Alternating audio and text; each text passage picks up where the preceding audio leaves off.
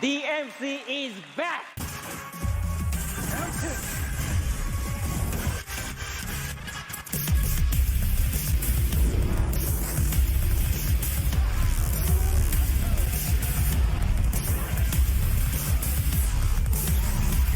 When evil lurks, I must destroy.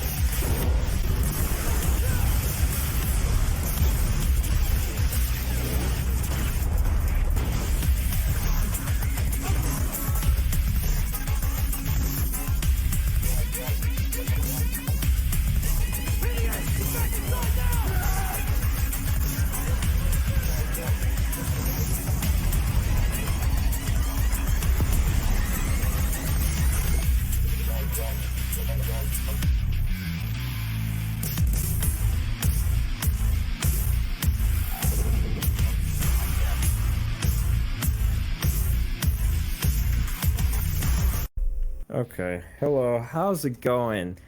How is everyone motivated today? I hope everyone's motivated today, because we're gonna be talking about Devil May Cry 5, something that we had been waiting for what, like almost 11 years before it actually come out, and now we have it, and we're here to talk about it. So I am your host, BioDevil Don, and I am joined by Andre. Go ahead and introduce yourself.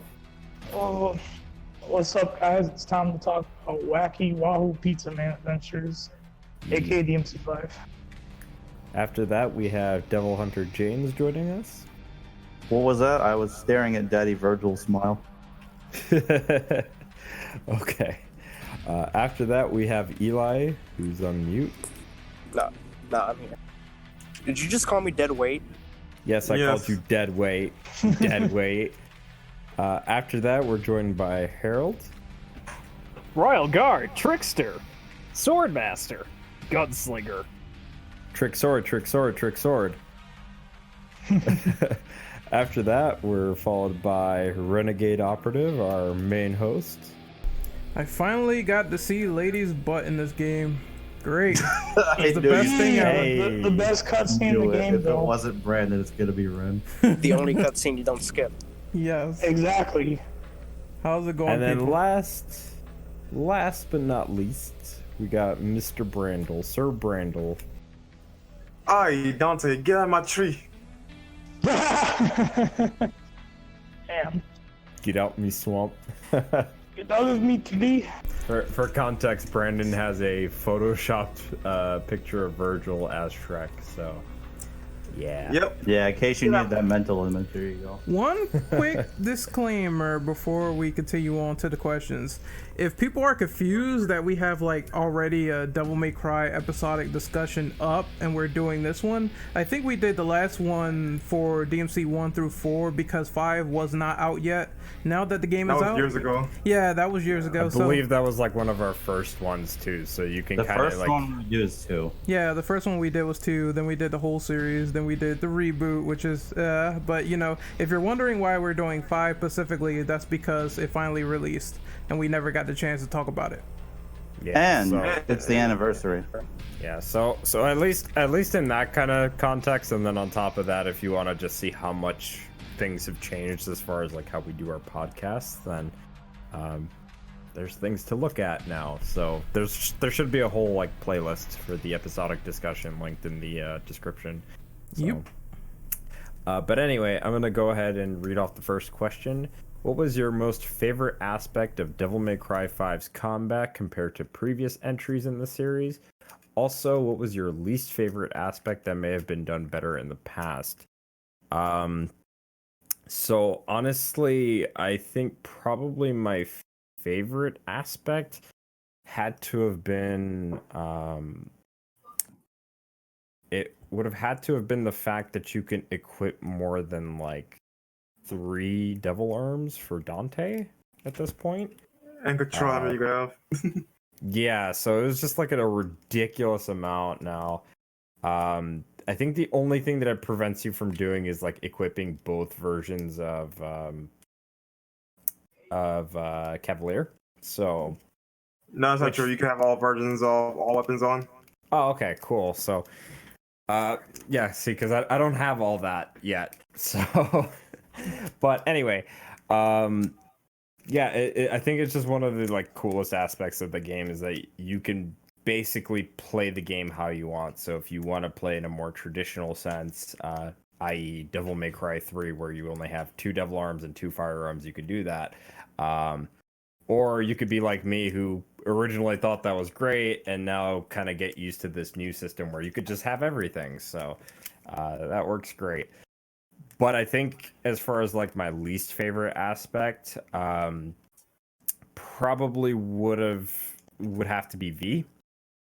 Just the way that he controls and everything, just not that great, and I just don't feel like the way that he plays just really fits well as far as like the combat goes. Like the idea is there and it's great, but it's not as good as like say something like Chaos Legion, which had a similar premise where you summon familiars or legions in that game and have them do things for you. So I think that they could have done that a little bit better. So I think Capcom did say he was an experimental playstyle, right? Something like that. Yeah, he was. It showed that he was they like were a first trying time with it. Yeah.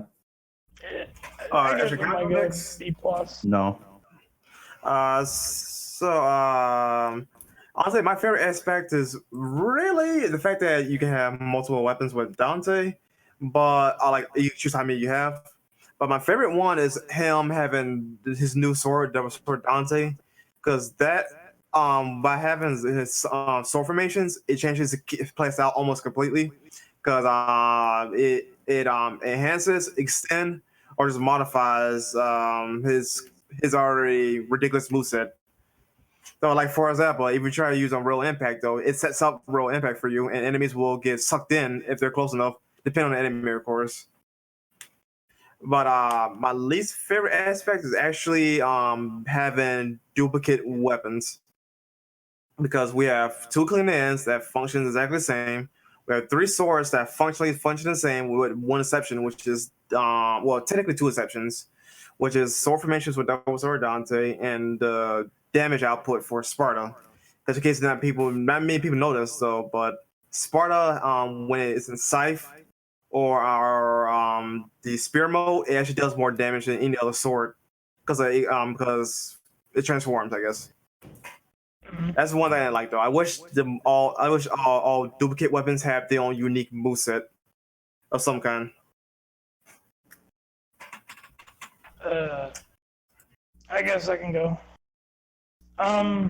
Favorite aspect of 5's combat is I really do love the inclusion of Sinditi and Devil Sword Dante. I think it's really interesting from like not only from the gameplay point of view, but from like a story point of view. And Dante, he basically manages to fuse like man with devil and creates Devil Sword Dante, which is his own weapon, and it's just really satisfying to pull off. Like, especially how it can create like weapons like Virgil, the summon swords, and Sinditi is awesome. Like I love the design to it. Least favorite, probably V. He's not a bad idea. It's just I think they could have done more with him. Like he just needed a little bit more time in him. But I give him credit for trying something different. But yeah. Anybody else want to go for number 1? All right. Well, Ren, you going? Yeah, I don't really have much to say on the least favorite aspects that people haven't covered already. Like V is not the greatest. He could have had more summons. I kind of felt like his playstyle was very caveman, just tap the button and read the book and get DT back and vice versa. I kind of wish that he was a little bit more. All he needed really was like more melee moves, in my opinion. That's it. Like Needs just definitely. Yeah, if he had like more cane moves, more summon swords stuff, that would have been amazing. But they didn't go that route. They only did like a few specials and that's it. I think he also sorry to cut you off, but I think they also should have added in like more familiars as well as like for like his DT, because you only get Griffin and Shadow, and then I think Ren did say more summon. Yeah. Oh, I'm sorry. It must have cut out for me. Sorry about that. Phantom would have been cool, man. It's like I said that. Yeah, that was the first thing. I was like, can I get Phantom if we're bringing back DMC1 bosses?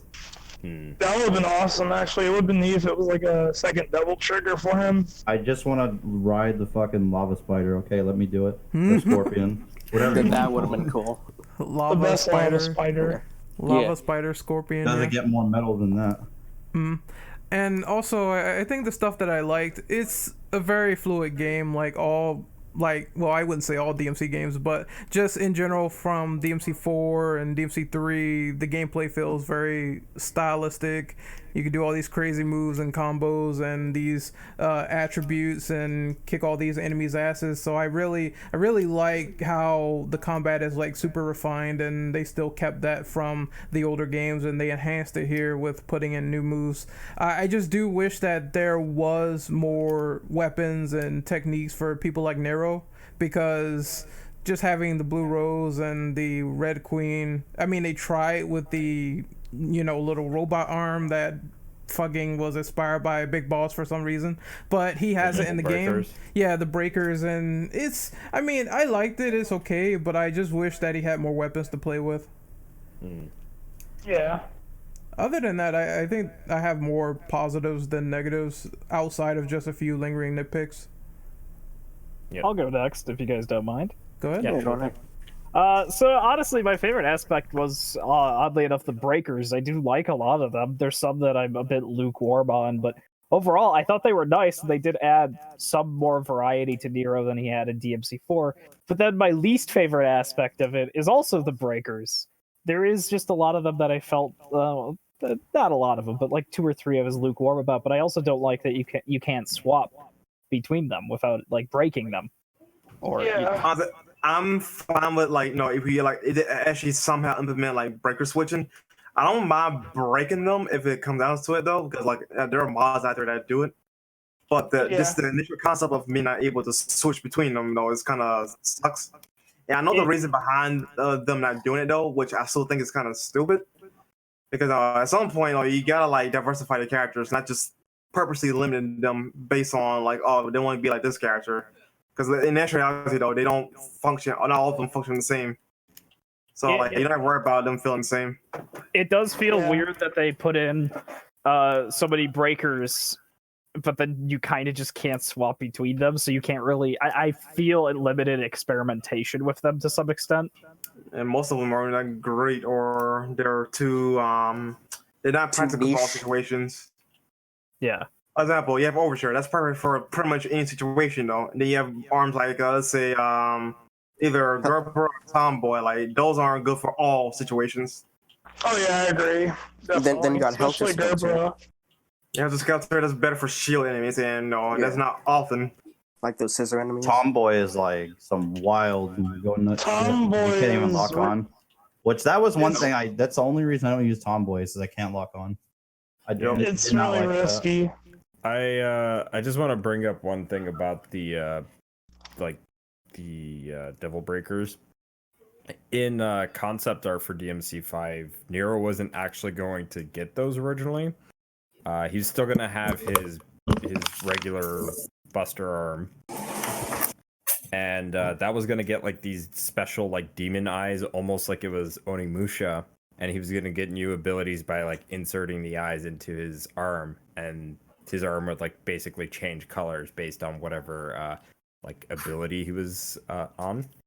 So I wonder if maybe if they had kept that and just turned that into Nero's form of Styles, if that would have worked better. That would have been sick, yeah. That would have been awesome, actually. I would Yeah. like that. As neat as that would be, they're never gonna do the Styles thing for anybody that's not Dante. Yeah. I wouldn't say never, because we don't know. Based on the way they designed the characters, I feel like they're no, you cannot be similar to the other guy. There's no way. It can't happen. At least in their mind.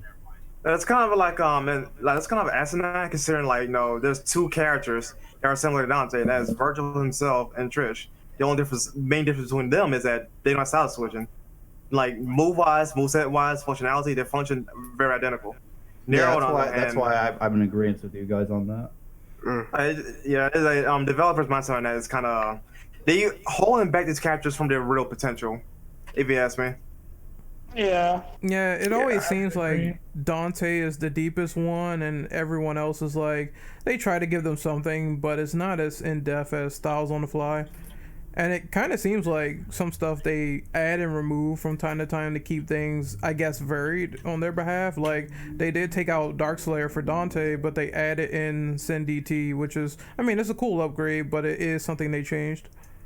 And that's the thing that kind of actually does bother me as well. Like, no, like from little stuff, like they're taking away some of Dante's like other styles for no reason. Like, there's literally no explanation on why he can use his doppelganger or Quicksilver. Oh, And then yeah. on top of that, though, like just a little nitpick. Actually, doesn't no fuck that. Why do we keep constantly buying the same skills over and over again? Oh yeah. Like, how many times can we buy Stinger when? That's just a video game thing at this point. Yeah, I know, but it's so annoying. Like, no, at least, if they're gonna make us buy skills, like, make us buy new skills. Don't make us recycle. Like in Got Kingdom Stinger. Hearts. I kind of wish Dante would start with Stinger and some sword combos just to make it a little bit more fair. 'cause Yeah. a lot of the So that combos happens just- at Democrat 4. The most Dante has to buy, like for Rebellion, is Stinger and something else. He has all his other basic, combos. Drive. Air Drive drive. He is has to Sword buy Master. Drive. That's Sword Master. I'm talking Is it about Swordmaster? Yes. Oh, maybe it's, you know what it is? Round trip. Yeah. Oh, okay. Is Also, air nobody's talked about air taunts. is air hike universal really quickly, or you still have to buy It is in 4. It became universal. Okay. All right. So from there on 5. No. Actually, you have to buy it based on the character. Oh, okay. I Yeah, see. like I from think Nero, Ren meant like Fire. I think Ren meant it's not tied to a style or a weapon. Yeah, in this game. I meant specifically Yeah, like in this It's game. a natural ability. You get it. You do it whenever. Yeah, so Okay. ever since 4, you were able to just use air hike for everything because they realized that was kind of dumb to. Well, technically, Yeah. Did take something you should have in the beginning. Because 3, they gimped Cerberus because of that. technically, since 2, because Dante's air hack can cross a board, regardless of what weapon you have. Yeah. Unless you're Virgil, Yeah. then you can stay on the ground like a bitch. Teleportation. Trick up. Yeah, one trick up. and, 1 and 3 in particular, they had that issue where it was like limited to specific devil urns, and you couldn't really like use them for anything in particular. So it was like you had to like force yourself to like use Rebellion or Agni and Rudra or Beowulf with another weapon that did not have it, and it was kind of limiting. So in most cases, you'd probably use both, like 2 weapons that had air hike abilities over just one. Pretty much. So Oh yeah. Also, James mentioned the air taunt. That's like one of the, if we're talking about favorite things that are new. That was probably one of the most genius things they ever made up. Exactly. It's so yeah, safe I compared love to other It gives Nero such a stupid amount of jumping advantage. And of course, you can just charge Exceed if you're not trying to attack right now. You could also in Dante's case, it's an air Dante can time. extend. Yeah, Dante could do a launcher in the air. you Yeah, he throws the rose. he I throws the believe. rose, and I think it can damage enemies, and you Yeah, can also, it does very- damage though, but It does very little damage. It's mostly just to launch while you're already in the air. yeah, it's just Nice. being playful with it, which is cool. I like that Nero can also, if you're like charging up, you can use the taunt in the air to cancel moves, which is cool. Yep. He kind of comes back to the ground to do a stupid like. Yeah, it's just for thing. show. It's just for show. Can I rant about V for a bit? No, We already not yet. did. No, just for a second. No, that's a related question. Say that shit. Yeah. Save your vindication with him later. Well, it is like one of the things I found was like least about the game. Okay, we're fine. It's the lack of V's movement abilities, like no dodge or parry or. He has a dodge, but he requires. He does. Shadow It to do requires that. animals. It's kind of stiff. I'll say Yeah. that. Yeah, it's very stiff and He doesn't have a lot of versatility. He's like the squishy wizard kind of character. I just know that more versatility than he does. That's saying something. I know that half the time he's really open to like enemy attacks, like if you're not focusing on a certain enemy. Yeah, and he doesn't have like a recovery move when he gets hit, so it's like a giant pain in the ass. Technically he does though, but it requires you to trigger Nightmare. Also, his right trigger is completely useless. What is right trigger again? It's where he like opens a book and like tries to recharge his. That is super useful. You need that. Yeah, you need that for DT. Yes, because it's constantly regenerating Devil Trigger, which means more Nightmare. Yeah. I feel like his attacks though generate more DT though. Nah, you're wild. You need the book. You definitely need the book. You will definitely be reading on higher difficulties. It's a big part of his gameplay. Especially higher difficulties, you need Nightmare as much as possible. I only stopped at DMD, so. How's that trading you? I lost most of my gold orbs. How far are you on I beat it. Oh, nice. Okay. Yeah, I'm just saying that I stopped at DMD. I'm not gonna do Heaven or Hell. Fuck that. That's easy. That's the one shot. You're thinking of Hell and Hell. Oh no. Yeah. I'm stopping while I'm ahead.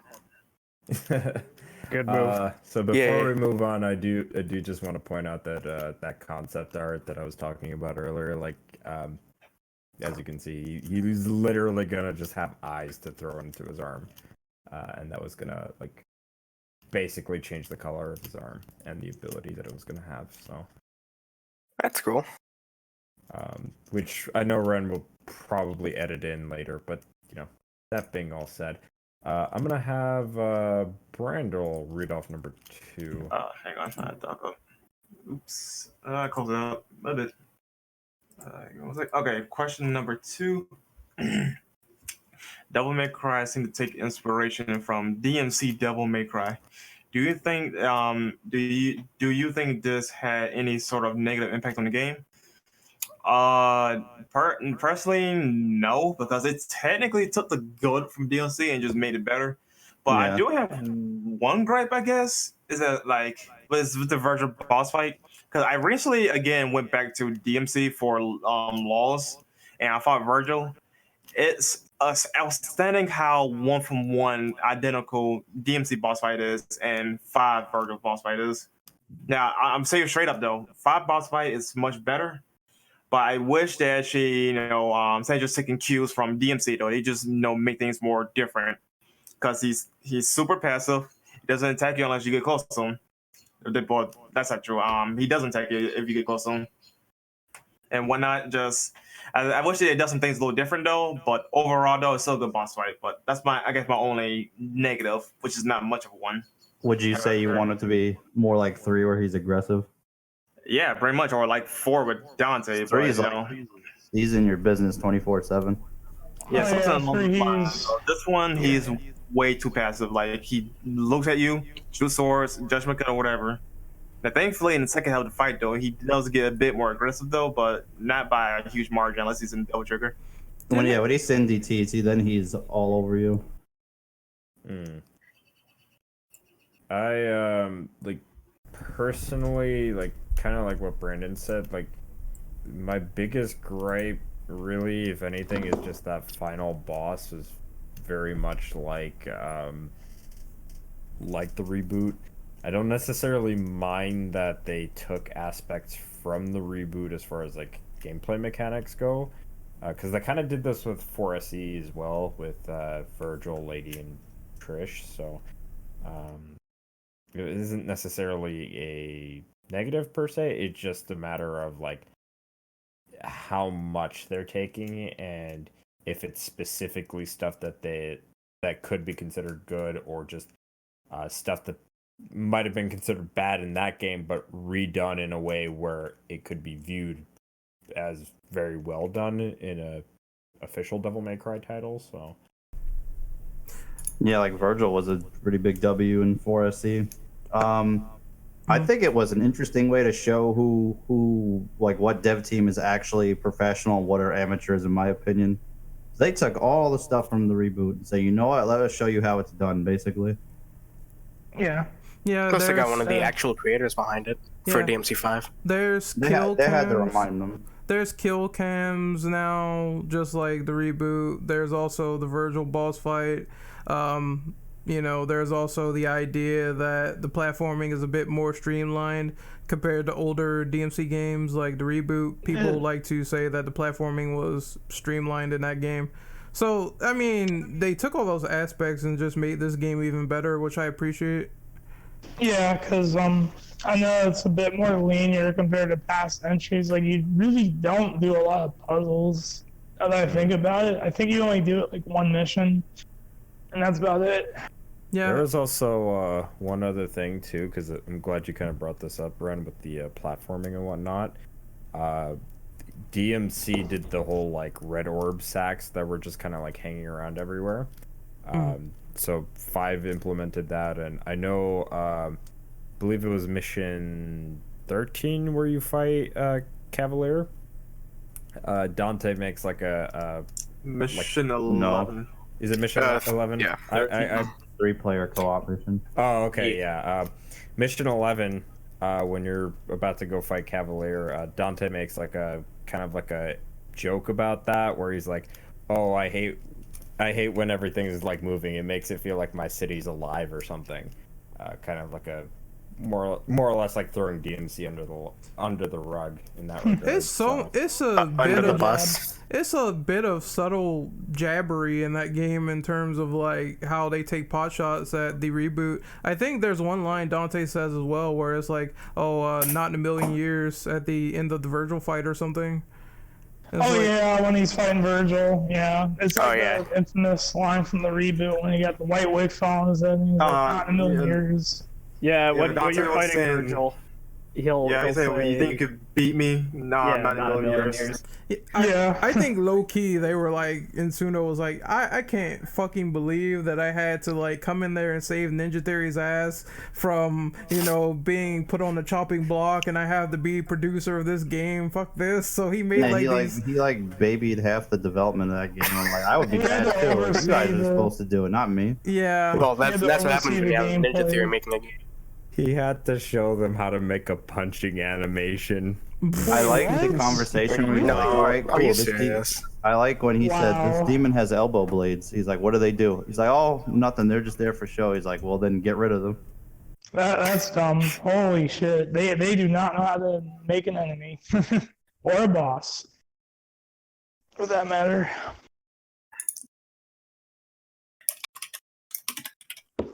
I mean, I'm okay with all the inspiration they took from the reboot, personally. I thought they honestly, in my opinion, they did the Virgil fight 10 times better than the reboot did. The Virgil fight was one of the only good things, in my opinion, of the reboot. So, I don't know. I do like it.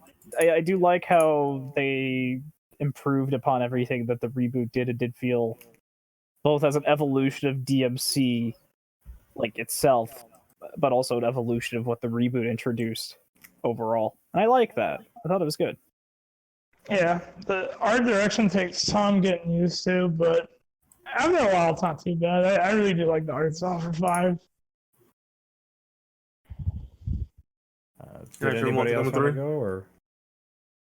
I haven't really played much of DMC, so I can't really answer. Okay. How lucky for you. But I might play it after this, though. No, you don't. How unfortunate. No, Please you don't lie. Let's go ahead and number 3 then. So, anyway, Ren, why don't you read off number 3? Sure. So there was quite a bit of references and callbacks to previous games and extended lore. Which was your favorite reference or callback? Okay. Mine's a short answer, but my favorite one was when they showed Beryl from the Democrat 2 novel as a magazine girl on the cover. Which, by the way, they got her hair color wrong. She's a redhead, not a blonde. But that was my favorite one though, because they never referenced the character again after she departed from Dante when she completed her mission. I was happy to see her and at least as an Easter egg of some kind. I actually kind of enjoyed the callback to the anime, both with Morrison and Patty on the phone. Oh yeah, Patty. Oh god, I forgot about Patty. I actually enjoyed that. I thought it was kind of neat to see the anime get a nod and seeing Morrison again, even though he switched races. Why is he Waiting so for somebody. I'm old? like, as soon as you talk about Morrison, somebody's gonna say, "How did he go from white to black? Why is he so old and black? Why is he basically No, that's Brandon as a Frank grandpa?" Yeah, pretty much. So why He you so uses cool? double trigger. Race trigger. The real question is why isn't Morrison playable? Okay. Oh, Oh, Not even on PC. MC6. Hey, he flicking cigarettes at people. when's the Morrison DLC coming out? I'd play it. When the Okay, Lucy okay. DLC comes out. So It's a little off topic though, but here's the weirdest thing about that. Even though he's black in the game, he's voiced by a white guy. yeah, Oh, I that's heard about fucked that. up. Yeah, that's what I noticed. I didn't know that. I didn't know that either. Yeah, so like, what's the point? It's like he went from white to black to being voiced by a white guy at the end, regardless. That's way too The ironic. irony. The irony. Also, if we're talking other references, it's easy. Dante with Cerberus is probably my most favorite. It's like I used to fight a little puppy like you a long time ago, something like that. I can't remember the I line, do but- like Cerberus making fun Yeah. of all the enemies from Democrat 4, like Burial, for example. Oh yeah. Didn't he say he's like a bitch or something like that? He said like his Burial flames are nowhere near as hard as mine, something along those lines. But basically, when he goes back to the fire form, takes a shot at Burial. Yeah, he roasted him. I was like, listen, he was cool as fuck. We gonna do him like that? Roasting the comrades. Cerberus is cool. yeah, I think he also downplayed his own kin too. He was saying like, yeah, they were just like weak puppies compared to me. Oh, I'm like, he is he's a like king. the same size. How is he a puppy? No, he is the king though, so I that should tell you. Yeah, King Cerberus. Um, Cerberus. so Hey. probably one of my favorite callbacks actually is more or less the the whole like style of the game is more or less like a callback to the first game, because the first game had to really deal with like Dante like losing his family and stuff like that, and him feeling kind of impacted by that still years later after the fact that it happened. So to me it was kind of nice that it seemed like it was almost like a semi callback to like Devil May Cry 1 in that regard. But I also just like the like little lore details too. If you like look through all the different files, like just like the little things, like seeing like certain enemies come back and they're like new variations of them that we've seen in previous Devil May Cry games. I thought that was pretty cool. For me, I think my favorite callback has to be. I do like the callback to when Dante he awakened him, he's impaled himself with the rebellion and unlocks Cindy. It's kind of like when you fight Virgil for the first time, you lose, and Dante gets impaled with his own sword rebellion, and Dante unleashes his double trigger, and eventually years later when 5 rolls around, Dante. It's kind of interesting because if you see the cutscene where like Virgil impales himself and splits himself like his human and demon sides in the forms of Yi and Urizen, Dante like unifies his human and demonic side to create Sin DT, which I thought was an awesome moment. And the fight and showing after it, like when you fight Urizen as Sin DT, that's a real treat. I really liked it. Does anybody else want to go, or? I enjoyed seeing Kyrie, even though she was off screen and just had a voice. You mean Kyrie? Kyrie, yeah. You've been exposed. Too much Kingdom Hearts. I made that same Kyrie. mistake the last time I was on Devil It May was, it was my bad. I did the same thing. This is not Kingdom Hearts, fam. Kyrie. Damn it. It's the same thing.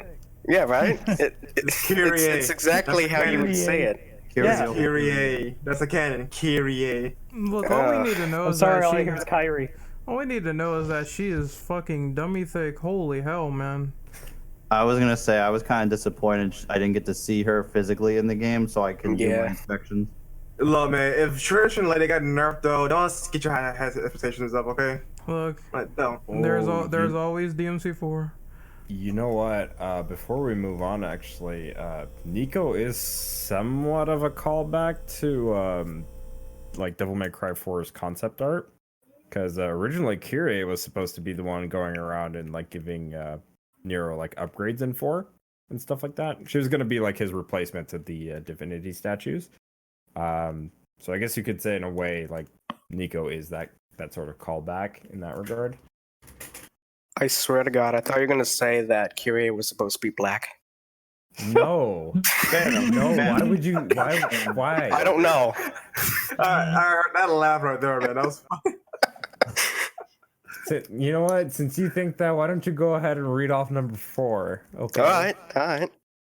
There's your What point. did you think of V, and do you think his playstyle works well in Devil May Cry? Or do you think it would work better for another game? To be quite honest though, I actually do like his playstyle though, because they gotta do some tweaking, because for starters, sometimes the animals aren't responsive. Like when I input a certain motion though, the motion doesn't come out. That gets really frustrating in the middle of a fight. I'm like, Shadow, do the spear. Shadow, do the spear. Shadow, do the spear. And he ain't doing it. It gets really annoying. And the thing I don't like is that I understand like they want to like make things different. Like, you know, you have a human character and you got your half-breeds here. But for the love of God, like make this man actually do something besides just like if you typically hit, he does like this spiral roll and then into recovery, which you still could get hit again afterwards. Now, stuff like that, it gets really frustrating, especially on higher difficulties. Like that's one thing that I will praise Democrat for the rest of my life for. Like, you know, despite Lady cannot heal like the other characters, she can still has the same mobility as everybody else. So it's equal game in that regards. V doesn't have the same luxury, which sucks because it makes things more difficult than it needs to be in certain situations. And especially if your animals get stalemated, you're practically defenseless unless you have Nightmare to come in and pull the clutch. I think Go ahead. I like V. I think his concept is interesting. Like he's kind of a summoner, like a mage-like character. But like what Brandon said, he needs a lot of fine-tuning because I wouldn't say he's a bad playstyle. He just really needs a lot more work. Like I know this is like in the spoilers, but I know V's not coming back. But if he did, then maybe fix his playstyle and yeah, I don't know. I can kind of see V in a game like Dragon's Dogma for some reason because the summoner. But yeah, that's all I have to say. I think that in terms of like his playstyle, there was kind of and I brought this up a little bit earlier too. Is like with Chaos Legion, like there's a bit of a missed opportunity to make his character a little bit more inspired by that game. Because in Chaos Legion, while you have your summons or your legions out, you could still attack just normally. Like your summons pretty much did a specific command. Like you would have, I think, a defense command and an attack command. So like they would either bunch up near you and defend you, or they would go out and like attack enemies that are like further out from you. And you'd still be able to like walk around.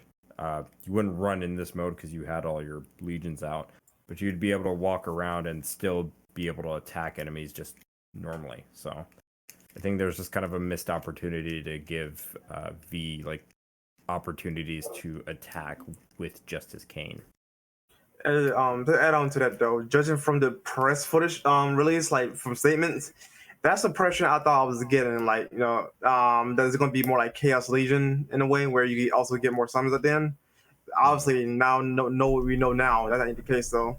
So that was really disappointing that they didn't even bother at least expand upon V's, you know, arsenal. But given the story reason behind it though, I feel like V more or less was more of a liability than an asset to the gameplay system. That's the same Which thing. is ironic. That's the same thing that Matt Walker said.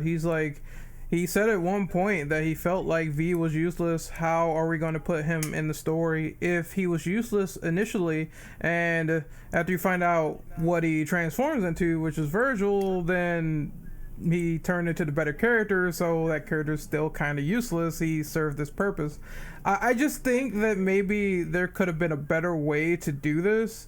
Even if they did the whole Virgil shift like somewhere like mid in the story as opposed to like it being near the end, I think that would have been better if they just did this whole holy shit moment. We play with this guy for like a minute and then we play with Virgil for a minute, and maybe do some shit at the end of the game. I think it could have been a little bit more satisfying that way.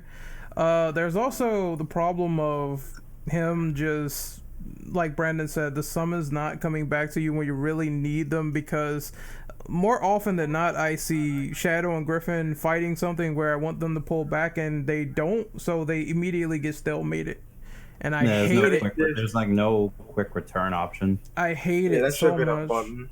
Yeah, it should have been a button or a command or something. He would have been a bit more fun to play with if he had more tools. And I think because Nero has the book now, right? He's reading that at the end of DMC5. Maybe I don't think he can do anything with it though, because he doesn't have experience with sorcery. Yeah, but No, he doesn't need the cane. He doesn't have the abilities to use summons. Like that's not his thing. It's been proven that he can do that. you got to hear me out on this one. It would be better if it was on a character like that, because at least he can defend himself. I think that's what they should have done. Yeah. Like, give him a sword or something. He needs to be a DPS character. If he's not, then it just doesn't feel good.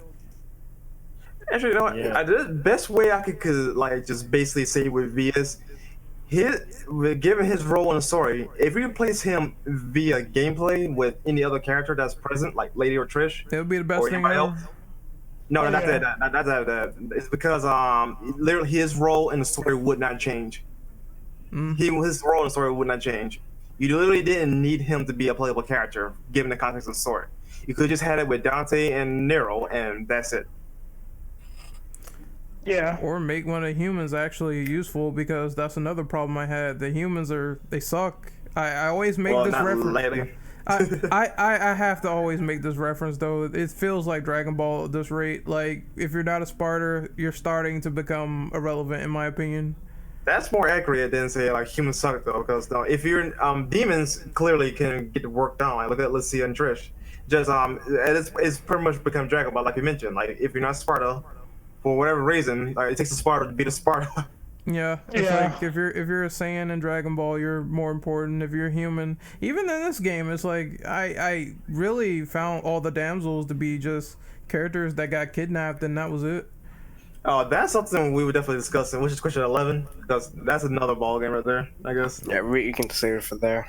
Sure. I think it was also kind of like I guess you guys can talk about it in question 11, but one of the concept arts that was released was that there was actually going to be more human characters, and it was going to be like a whole squad of devil hunters, like lesser known devil hunters. So that would have been really interesting to see, I think. And Starting up a whole college out there. They had the right idea with like having a human character like V doing shit, but in execution, it just needed a lot more than they put into the game. yeah, It feels rough. I'm sorry, go ahead. Yeah, I was gonna say that I wish V had more cane attacks. Yeah. Yeah. Even the mods look cooler, where they give him like a lightsaber and shit, because Kylo Ren. They always make that reference. It's like, we had this game in development first, before Star Wars. Okay. Why don't we have James read off number 5? Series director Hideaki Utsuno has mentioned that before he would rather do a DMC6 over a remake for the series. In your opinion, do you think a remake for the previous entries are needed, or do you think it should strictly move forward? I would like 1 and 2 to be remade very badly, because they are definitely the weakest entries in the series, bar none. Especially 2. 2 isn't even done. That game could be amazing if they actually finished it. I'm in the opinion of like, can we get a 4 remake to make the actual finished game? Oh, Nah, that's not gonna happen. That game's already HD. Yeah. I don't care about the HD, man. Make it a finished game. I wouldn't mind seeing DMC1 in the RE engine. Where's Oh, my that'd be Dante awesome. levels? Yeah. I love that. That is that's not happening, I'm telling you. I would like it too, but it's not. Yeah, I know it's not though. At least not in our current timeline. Yeah. Maybe give it 20 years. We'll probably see. Yeah. So I think Maybe, it's kind of a double-edged sword, because on the one hand, it would be great to see remakes, especially because that old continuity doesn't really work well with the like new changes to the timeline and stuff like that. So updated lore with a new remake would definitely help, because then everything would kind of fit together a lot more properly, because everything going from Devil May Cry 3 onward seems to kind of line up very well, but 1 and 2 seems to kind of really conflict. Did we specifically talk about the timeline change? No, we did not bring that up. We might as well bring it up now since I brought it up. So timeline change. It used to be Devil May Cry 3, 1, 4, or 2, I'm 5. sorry, Anime 4, 2, 5. But then they changed it to now where it's Devil May Cry 3, Devil May Cry 1, Devil May Cry 2, the Devil May Cry Anime, Devil May Cry 4, then Devil May Cry 5. No, it's Devil May Cry Anime, then 2. Is it Anime then 2? Yeah, I'm sorry. Yeah, it's the changes there. They move things around. Basically, that's all you really need to know. But this kind of brings up some issues because they made these changes. Things conflict with what they were originally saying before the game came out, like how Nero lost track of Dante and he didn't know where he was at, and that would have lined up very well with the ending of Devil May Cry 2, because nobody really knew if he actually came back from hell at that point before the prequel novel. What was it, the prequel comic or novel for DMC5? Novel. Yes. So point being is that there were just some very strange things with the timeline that were happening.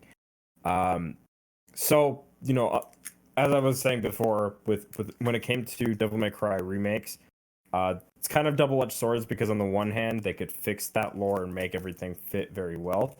But on the other hand, you could kind of see this in a perspective of, well, we just kind of keep going back to 1, 2, and 3, and we're not really moving forward. So Yeah, I could do that. I would like to see DMC 1 and 2 remake, because I recently played 1 and 2 again, and I like 2 a little bit more because of the movement options, but I think 1 is the better game, though. 1 is not fun in the higher difficulties. It becomes a giant pain in the ass, honestly, which, if they do a remake, maybe as they make the difficulty kind of like 5, but also make some things unique, make it like unique and different for 5, Probably limit how many devil arms you can have. Yeah. Actually, maybe keep some of the, or keep or take out some of the boss fights. Like, I think keep the Nalo Angelo fights. Maybe take out one of the Griffin fights, one on the ship. That was not fun. Oh yeah, get rid of the ship one. That's fine. I'm not complaining. The ship. You could always get on the restructure ship those and boss then fights, though. Like, the best boss fights are, at least in my opinion, if I remembered, was Nalo Angelo and Phantom, because I was fine with them. They were decently made, but other ones are just, especially. I wonder ones if they that will fight take out the intermission levels, because those are kind of pointless. I don't know why they're in the game. I would the say, ones- Like if what anything- purpose?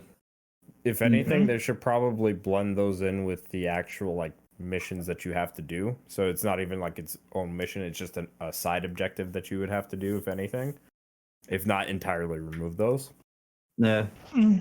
It's very, Yeah, like it's skim it very down a bit. obtuse structure where it's like the level finished, all of a sudden, oh, you're in this hallway, jump over this platform, touch this door. Now it's mission 9. It's like, what?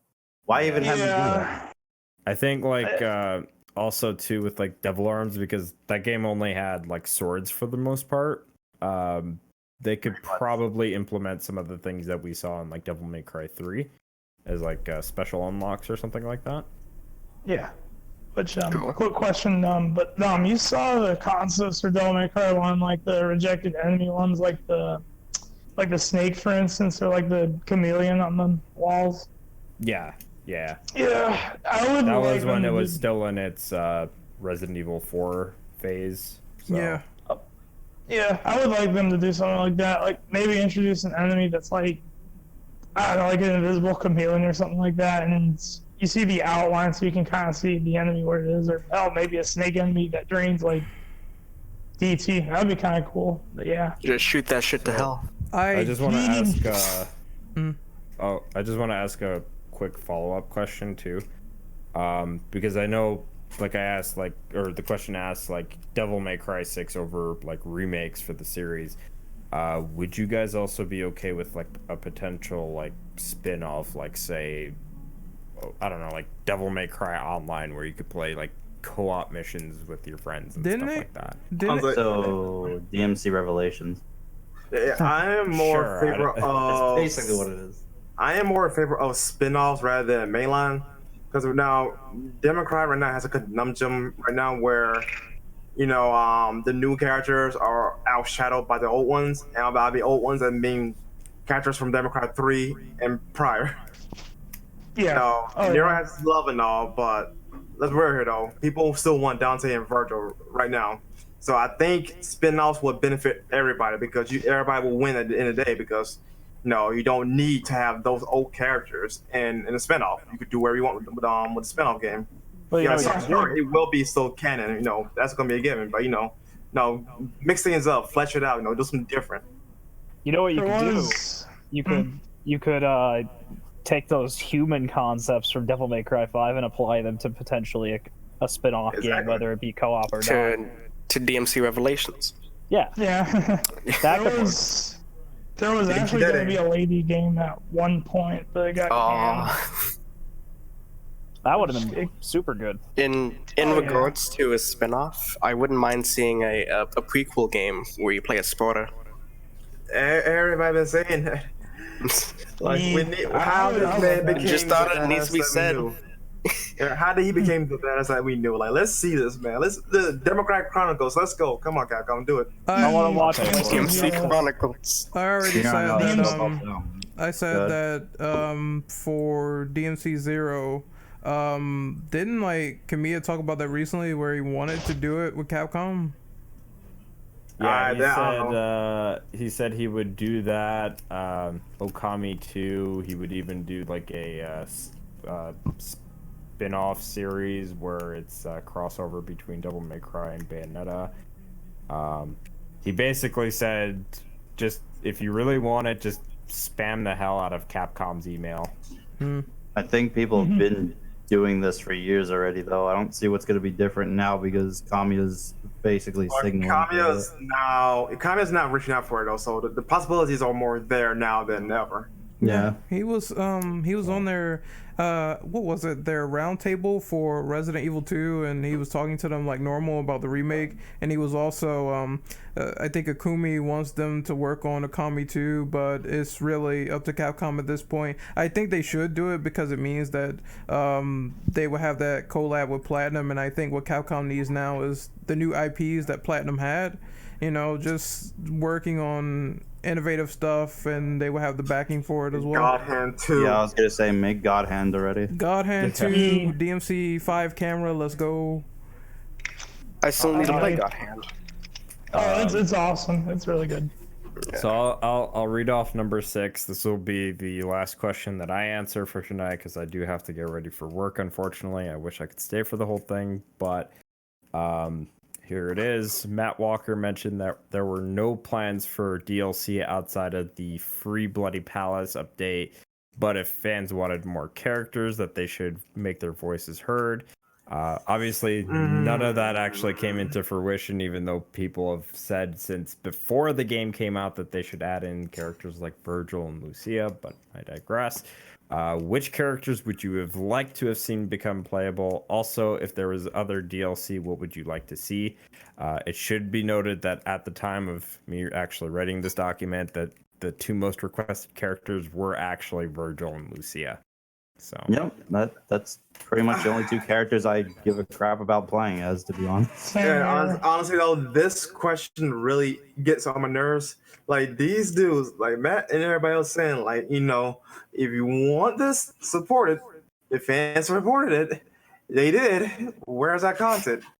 Just spam their emails. It'll work. I promise you. No jokes here. I'm being serious here. Where's that stuff at? We support this stuff. We deserve something here. You guys keep blue balling us for literally a year now. We're at the anniversary and we still got nothing. Not free update, anything. Like, we're literally better wives right now for this freaking franchise. And we stay in because we love it.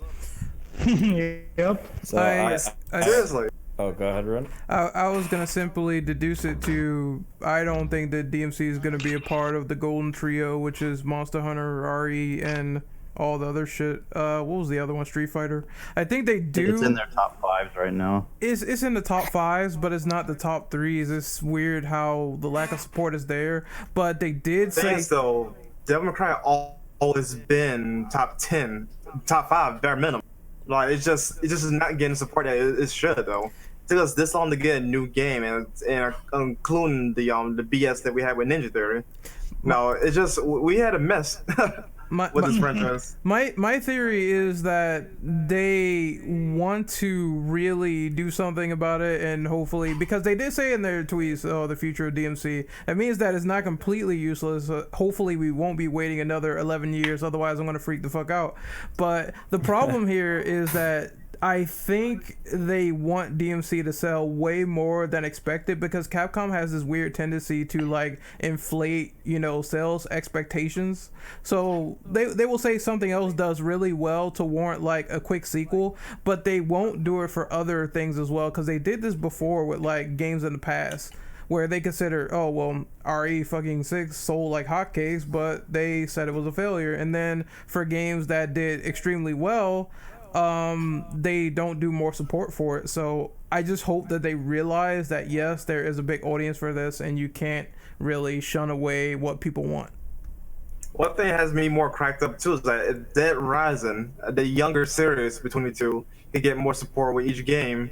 Well, since Dead Rising 2, because Dead Rising 2 had a DLC on the Xbox and so forth with the other sequels, if those things could get more support post-launch, then why can't freaking Devil May Cry 5, the current game, can get the same support?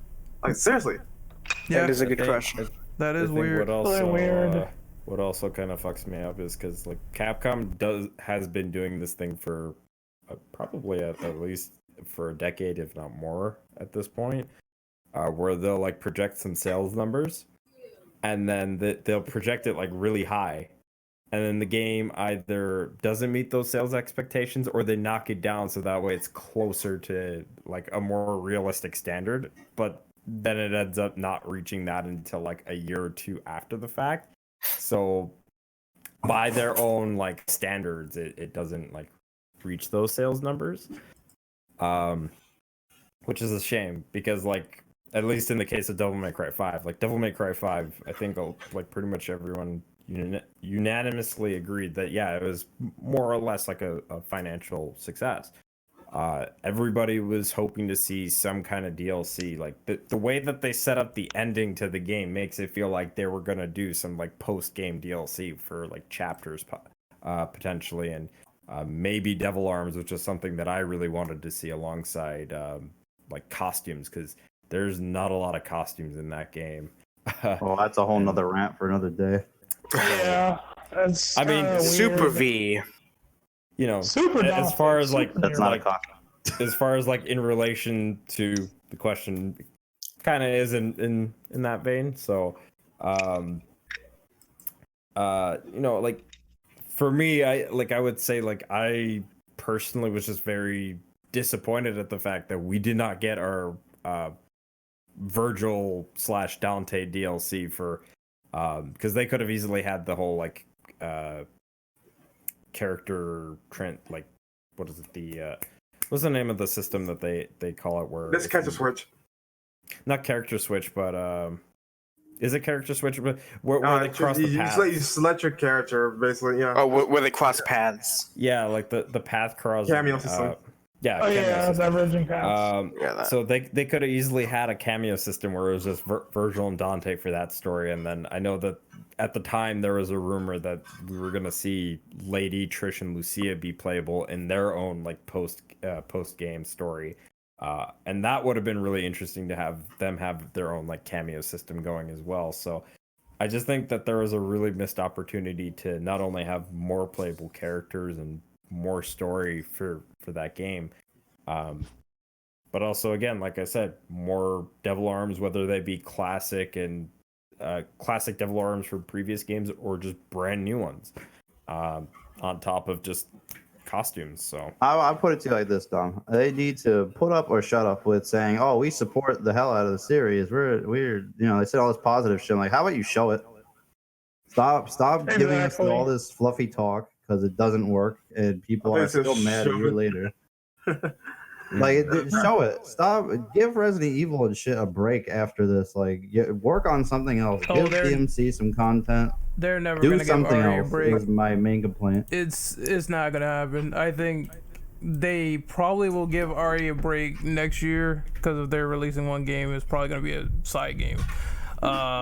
And I do think that should be the year for probably something DMC related, but it's just not up there in that top 3, and it's disappointing because I think Capcom released a statement about that, saying that they wanted to make more remakes and they wanted to do all this stuff, and that would be a perfect time for them to do it. But it kind of conflicts with Isuno's statement saying that he didn't want to do it. So I just think they need to evaluate hard about what they're gonna do in the future. Honestly, Devil May Cry, Insono's, I understand that he brought it up to what it is though, but Insono is not just Devil May Cry. Devil May Cry is bigger than him at this point, honestly. They can get other talents to work on this franchise if he doesn't want to work on them. Oh, I agree. That's probably fine. Like, let other people work on the franchise at this point then. Let him do his own thing. I'm down for this. I 100% agree. I was like, I said this countless times. I think Insuno needs a protege, someone that could do a B team, and they can still pump out DMC content that's good enough while he works on whatever he's working on now, which is it's probably going to be Dragon's Dogma 2, honestly. I hope. Is it? Nice. The thing with just to kind of wrap up on my end, at least before I go. The thing that Itsuno I know wanted to do for the longest time outside of just Devil May Cry was Dragon's Dogma 2, Rival Schools 3, a Street Fighter title. I think it was both Street Fighter 6 that he was okay with like possibly working on, or Street Fighter Alpha 4. And just really, and I think the last one was Power Stone. He wanted to do a new Power Stone as well. So it was like, this is a lot of stuff that he wanted to do outside of Devil May Cry. And also in regards to like the remakes and remaster stuff that was brought up earlier, like I think Capcom's also just kind of like making these like conflicting statements where it's like, okay, well, we want to focus on these remasters and remakes and also maybe bring back some franchises that have been dormant. Great, we want to see that, but so far we really haven't gotten a whole lot. And some of these franchises, like we've gotten maybe a remaster or two, but we're still not seeing new games, and we're still not seeing like the rest of those games getting remastered as well. So yeah, that's what I'm saying. You can talk all you want. You gotta start proving it, because nobody believes you until you actually pump out content. Just give the people what they want.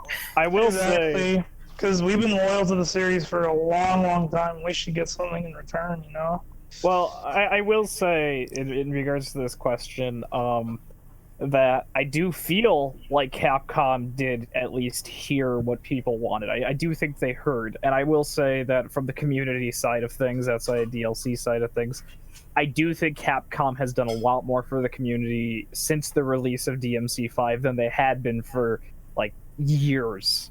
And that's a great thing, and I do like that. Obviously, of course, that doesn't translate to content.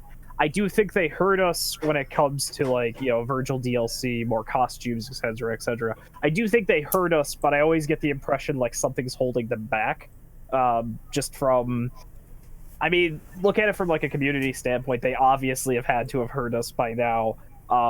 You go on the Devil May Cry Twitter, and there's always people say Virgil DLC 1. You go on the DMC subreddit, there's always people say Virgil DLC 1. You go on the DMC Discord, Virgil DLC 1. I feel like Capcom has heard us by now, but I think there's don't something care. holding back. I told you, it's not the top 3. Care. They don't care. I wouldn't say they don't care. I don't think they don't care. I just don't think. How do I put this? I don't think they don't care. I don't think that at all, especially from seeing it, but the best way to put it is that management is stopping them from continuing on. I think they don't financially have the balls to commit to what they say. That's pissing me off. You make all I'm this not money even from sure it's Monster that. Hunter and all these other giant franchises, but you won't put money into other shit. It's really stupid. That's how I feel about it. You have the money, so there's no excuse in my opinion. They are definitely playing safe. We would have gotten Virgil DLC by now. There's no point. That's my thing, is they're not bankrupt or anything right now. They're doing great with all their other shit, so what's stopping them? Well, I do think one thing is I think a lot of the team either is moving on to their next project, or they were helping with the Switch ports of 1 through 3, or just in general, I think the people behind it just kind of moved on to other projects and kind of just haven't or don't want to or haven't been pushed to. I'm going to play devil's advocate on this one, and honestly, this is how I feel. I think that the problem they're running into the Kojima fucking Konami problem, where it's like you got one man doing everything for this franchise, right? And they're not really dedicating assets to continuing said franchise with other visionaries who wants to work on it. I think this conversation needs to come up eventually, because like someone said earlier, Insuno cannot do 100% everything.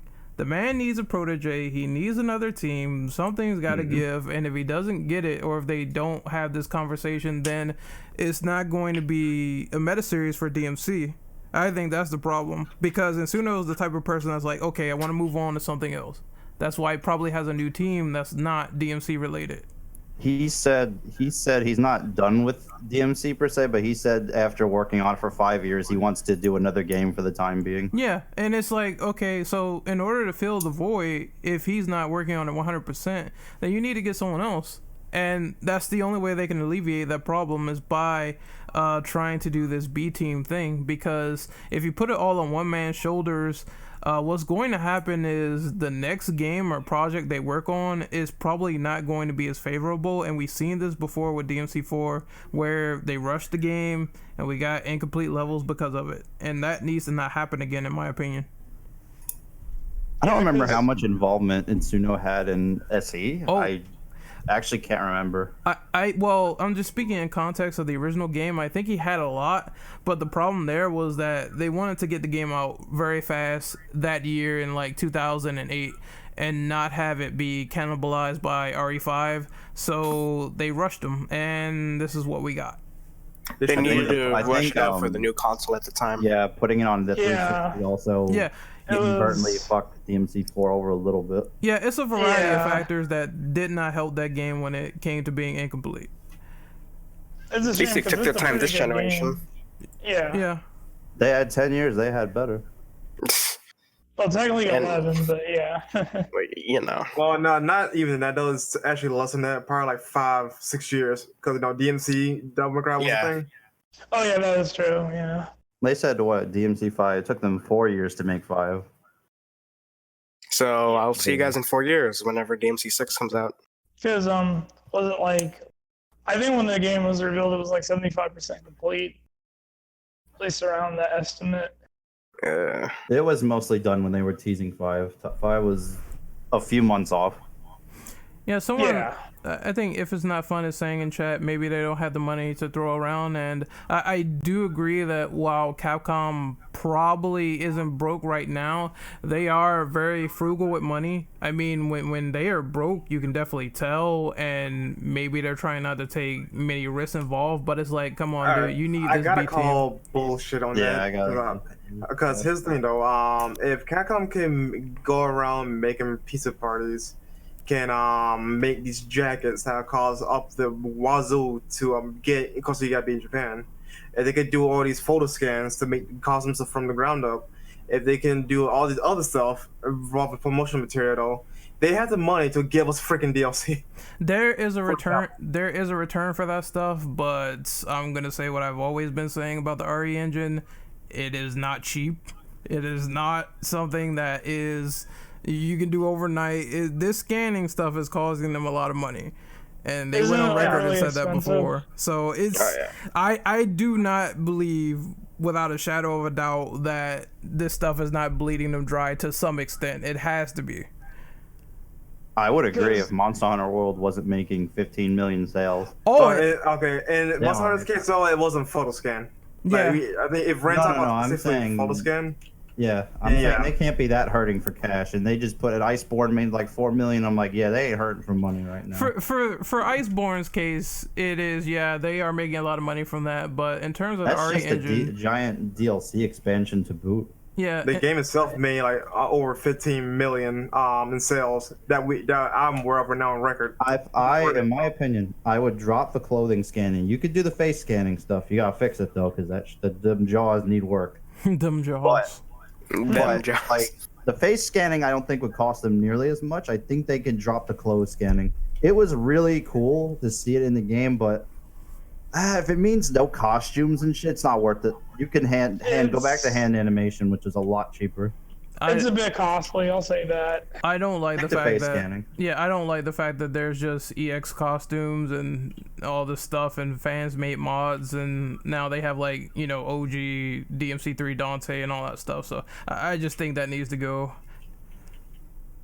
It's really cool, but it was not necessary. That was like going overboard.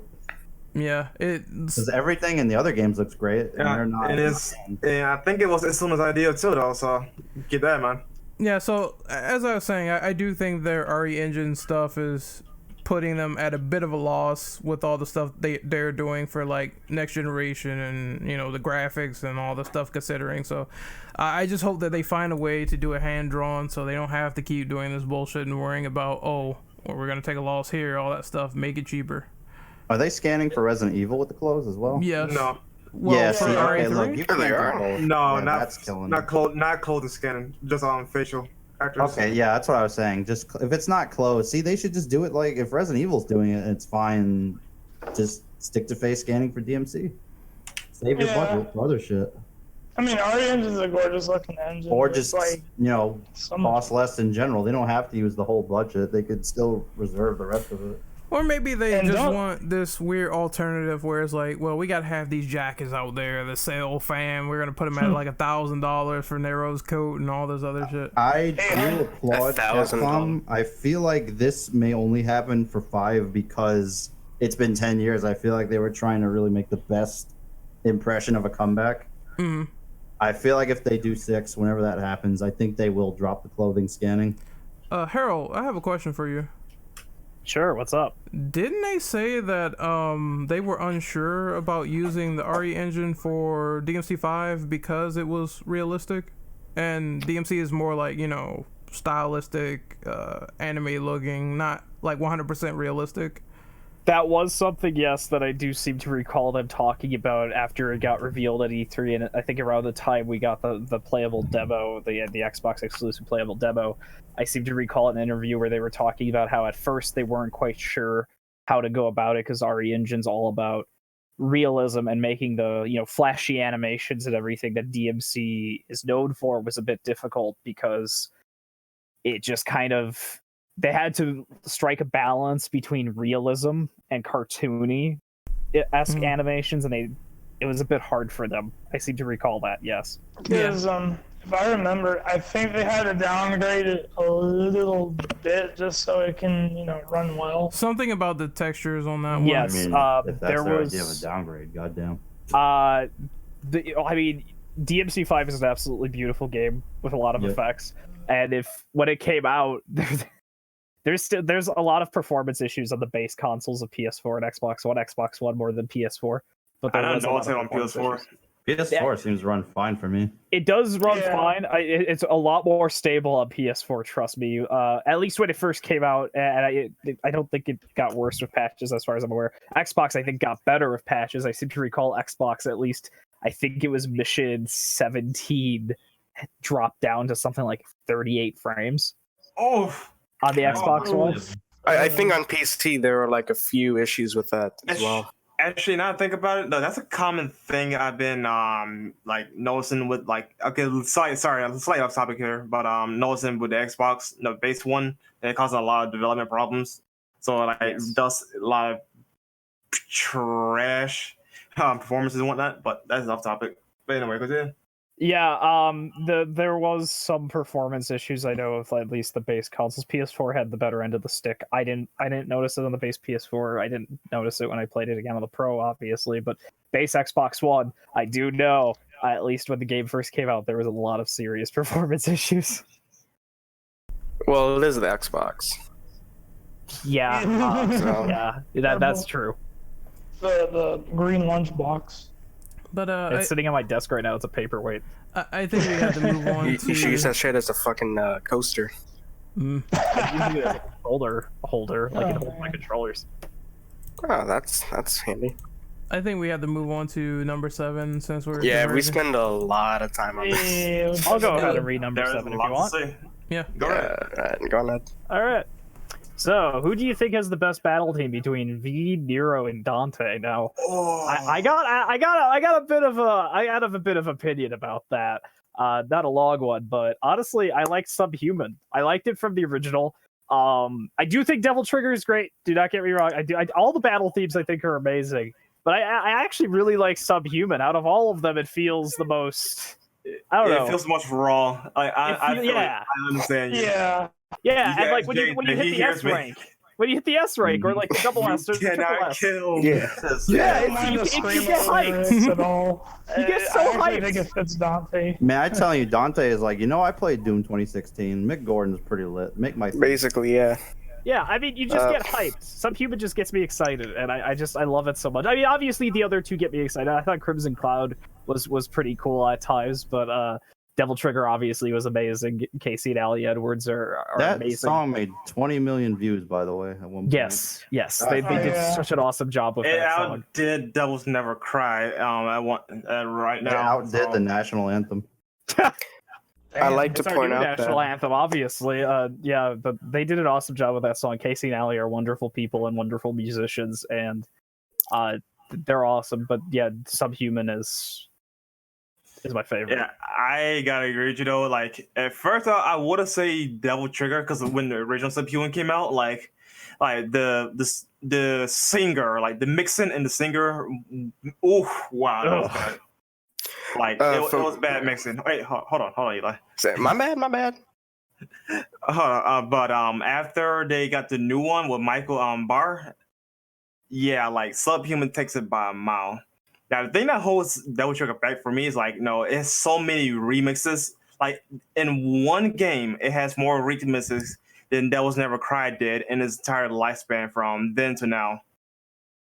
Yeah. So like you hear it true. all the time. So I'm like, okay, it kind of like I kind of like tune it out and drown it out. But with Subhuman though, like it fits like the mood and the moment of the fight. Like you got the hard rock, and then you got the vocals coming in when you hit the triple S. Like done. It's just the right tone when it comes in the middle of a battlefield.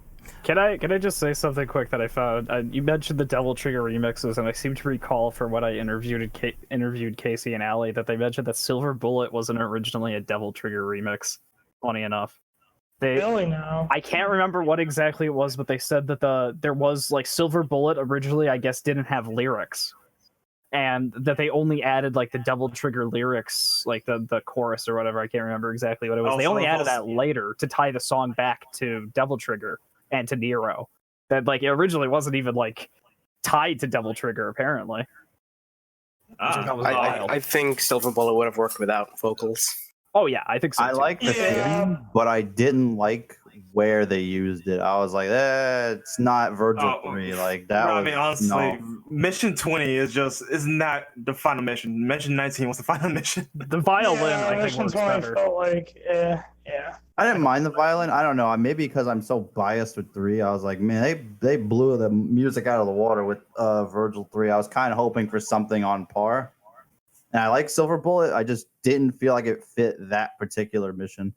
It didn't fit the doesn't feel like moment. that. I think it should have been more dramatic and dynamic though, because the duel fit Dante versus Virgil. Because given the circumstances though, that did fit.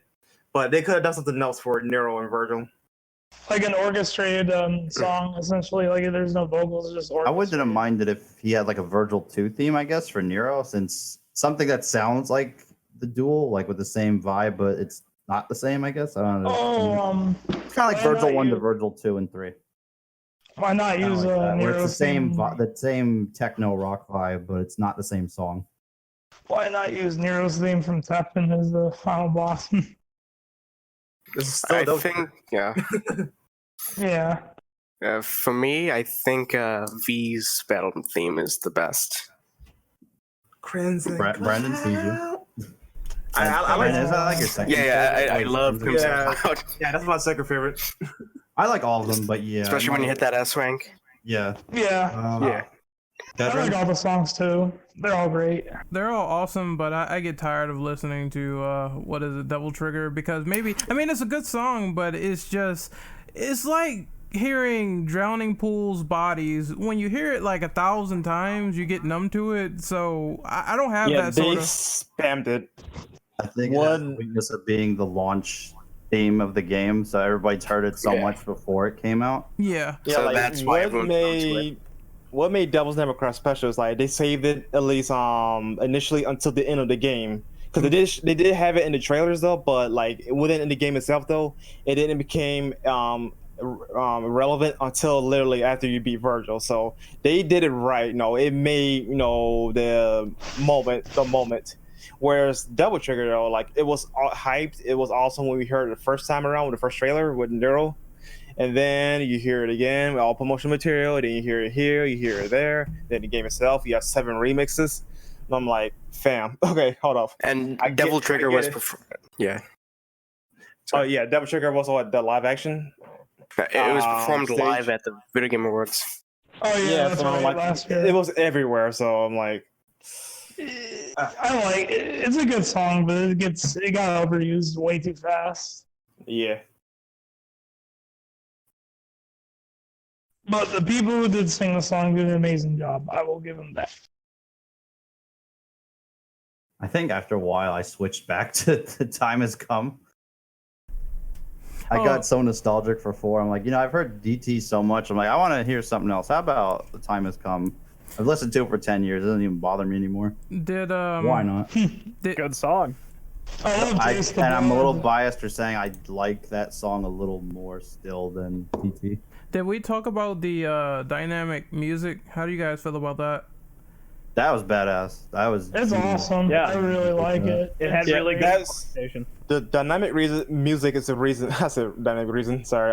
Dynamic music is the reason why I don't switch my soundtrack in 5, because if they actually made the other ones dynamic like they did with the bass songs, then I'll be like, I'll use more Time Has Come, more than Devil Trigger. But like it just feels weird not having a dynamic though, especially when you hit S rank and then the music started going full pumped. Mhm. So like I like that aspect for Devil May Cry 5, and they need to continue that tradition from this point on for other games. Yeah, Agreed. I agree, definitely. Should we include the style announcer? Oh yeah. I guess it's Smoking. part of the sounds, so might as well. I'm indifferent with it. Smoking. Hello, man. Balrog is the best thing ever, so he needs to stay. I was kind of salty that no Matt Walker style announcing. Seriously, man, he would have Yeah, been that amazing. would've That was a dude. ball dropped. I was like, what happened? He's the hype man for this entire game. You didn't put him in. They have a mod where they have a Deadpool style announcement. They have a Majima style announcement. He should have just said whatever. Whatever style you get, you should be like, yes. A triple S is DMC is back. That'd be funny if Itsuno was DMC is like, back. a style announcer. DMC is back. That would be a nice That'd mod be to be. funny. That'd be sick. Yeah. D rank I could love be. it. I know. Somebody gotta make that a mod. Or have Kami as a style announcer. I just want Matt to just randomly blurt out things that he's hype about when you're doing it. That's it. Yeah. Do a showdown. Yes. Let's get crazy. But my favorite song is definitely Subhuman. Like it's just I don't know, it just works. It's weird. Like at first people were really hating the song because of the whole screamo shit, but when they changed it and rearranged it and made it over, the song just really feels good when you're fighting people in general. So I have to go with that one. It's great. I think people were saying that too before they changed the vocalist. That people like the lyrics, they just hate who's singing them. Yeah. Yeah, and the mixing was bad too. The mixing was bad on top of the singer not. Then again, though, it might be just the mixing in general, not the singers per se. Yeah, the mixing in general was not good. Like it was so imbalanced, especially when we got to the end. Though the end had better balance than the middle and beginning. Wasn't it rushed? The mixing? No, Oh. I hope not. Okay, should we go to number 8? Yep, we can do that. Yeah. All right, I read this off. All right. What is your favorite and least favorite weapons in the game? Okay, start with Dante. Obviously, the easiest one would be Rebellion. Rebellion is so redundant in this game now because let's take all 3 swords. Rebellion is the weakest in terms of damage. Well, yeah, it's the weakest and has the least range. Devil Sword Dante, which technically is literally a better Rebellion because it has the same reach and same damage output depending on the move, but it has sword formations. And with Sparta, with this transformation gimmicks with the spear and the scythe, though it does more damage than both those weapons together. So essentially, you can use Dante and Sparta, but not use Rebellion because Rebellion is no point to using that weapon. And as far as favorite weapon, it's a tops up between Balrog and Dante itself. Because Balrog is probably the best gauntlet in the whole series. I wish the charge gimmick was a little better. Because you gotta do like 10 times if you're in the punching stance, or just hold down triangle if you're in the kick stance. But overall, though, it's definitely the best gauntlets in the series. As for Nero, there's only like a handful of breakers because this do classify as weapons in the game. So for me, it would be Overture, Gorbera on the DLC one, not the base one, Punchline, and the Buster Arm for obvious reasons. For V, clearly Nightmare is the best weapon, and I'm done. I'm trying to think real quick. I would say, yeah, for Dante, the best would be Devil Sword or Sparta. Just they're more viable than Rebellion, obviously. I had fun with the King Cerberus weapon as well. I think they were like just great when you use them in combos. Obviously, Balrog does a lot of cool damage as well. And I don't know. I mean, I did like the bike, but I just found myself not using it as much as I thought I was going to use it. It's kind of weird that way. Same here. I do enjoy it, but it's more situational than anything. I guess if you know what you're going up against, then yeah, maybe I'll bring it. Listen, all will bow before Dr. Godfowl. I think I Faust have has to broken. disagree with you guys on that. The bike is my favorite. I mean, it's cool if you like it. I didn't say it was like least favorite. I just said that it's something that I don't use a lot in combos. It's weird. It's a bit slow, but it does give Dante like super armor when he attacks. It's like he doesn't get knocked out of a combo. I generally have the same opinion. I love the bike's sword master ability. Oh, yeah, when you ride It literally it. turns into a bike. Yeah. Yes. Oh yeah, that's cool. I like the red one because you could do it in the air. That's actually more useful. Actually, I do not like the red one because it takes away the gimmick of Cavalier, like to tank attacks and dish out high damage. What's the point of me doing these high damage if I can't take the hit? I might as well not use it at all. Yeah. As for me, for favorite weapon, it's really hard. I liked probably almost all of Dante's weapons in that game. I didn't really have a least favorite. V's cane. It sucks. Yeah, that's You easy. saw my answer. I was about to say that too. cane I'm sorry. You literally do nothing with it. Well, yeah. Yeah, like That's why it's the least favorite. here's the thing. I think the cane is cool. Like it has a cool design. I like it. It's useless compared to like Red Queen and Devil Sword Dante. I like how it doesn't even actually have a name. It's just called V's Cane. Just call it the magic cane. The pimp cane. Or Kylo Ren's lightsaber. Oh yeah. That's my In regards to my favorite weapon, I gotta say I also like King Cerberus. I think that's my personal favorite weapon in the game. Least favorite weapon in the game. Oddly enough, I gotta say Cavalier. Personally, I just never really got into using Cavalier. I never really clicked with it. I mean, it's fun to use here and there, but I just never really got into using it. It's not my main staple in my loadout because my loadout is literally Dante, Balrog, Cerberus, or sometimes Cerberus, and Sparta. That's my loadout for swords. And if I want to surround it, I take away Sparta and put in Cavalier. But it's not my go-to weapon. It's not practical in every situation. Yeah, I'm like, especially with the loadout thing, I know this is like diverging a little bit, but I'm just like, look, I gotta have 3 weapons only on each thing. Well, I think I have to have like all 4 guns and just 3 like double arms, and that's it. And I usually take the bike out if I feel like, oh, this is too much, I can't handle it, so the bike usually goes. Mm-hmm. I think my favorite Devil Bringer was Rocket Punch. Devil Bringer. Rocket Punch. Rocket do punch. Yeah, that was my favorite. Your favorite Devil Bringer? No, Yeah. my Devil Bringer. Wait. Devil. Wait, what's it called? Bringer. Thank you. I'm definitely not a positive thing. What was it? A punchline? Is it your favorite? Yeah. Punchline. There you go. Ragtime. Punch. You know what? I actually have a small side question, like favorite breakers.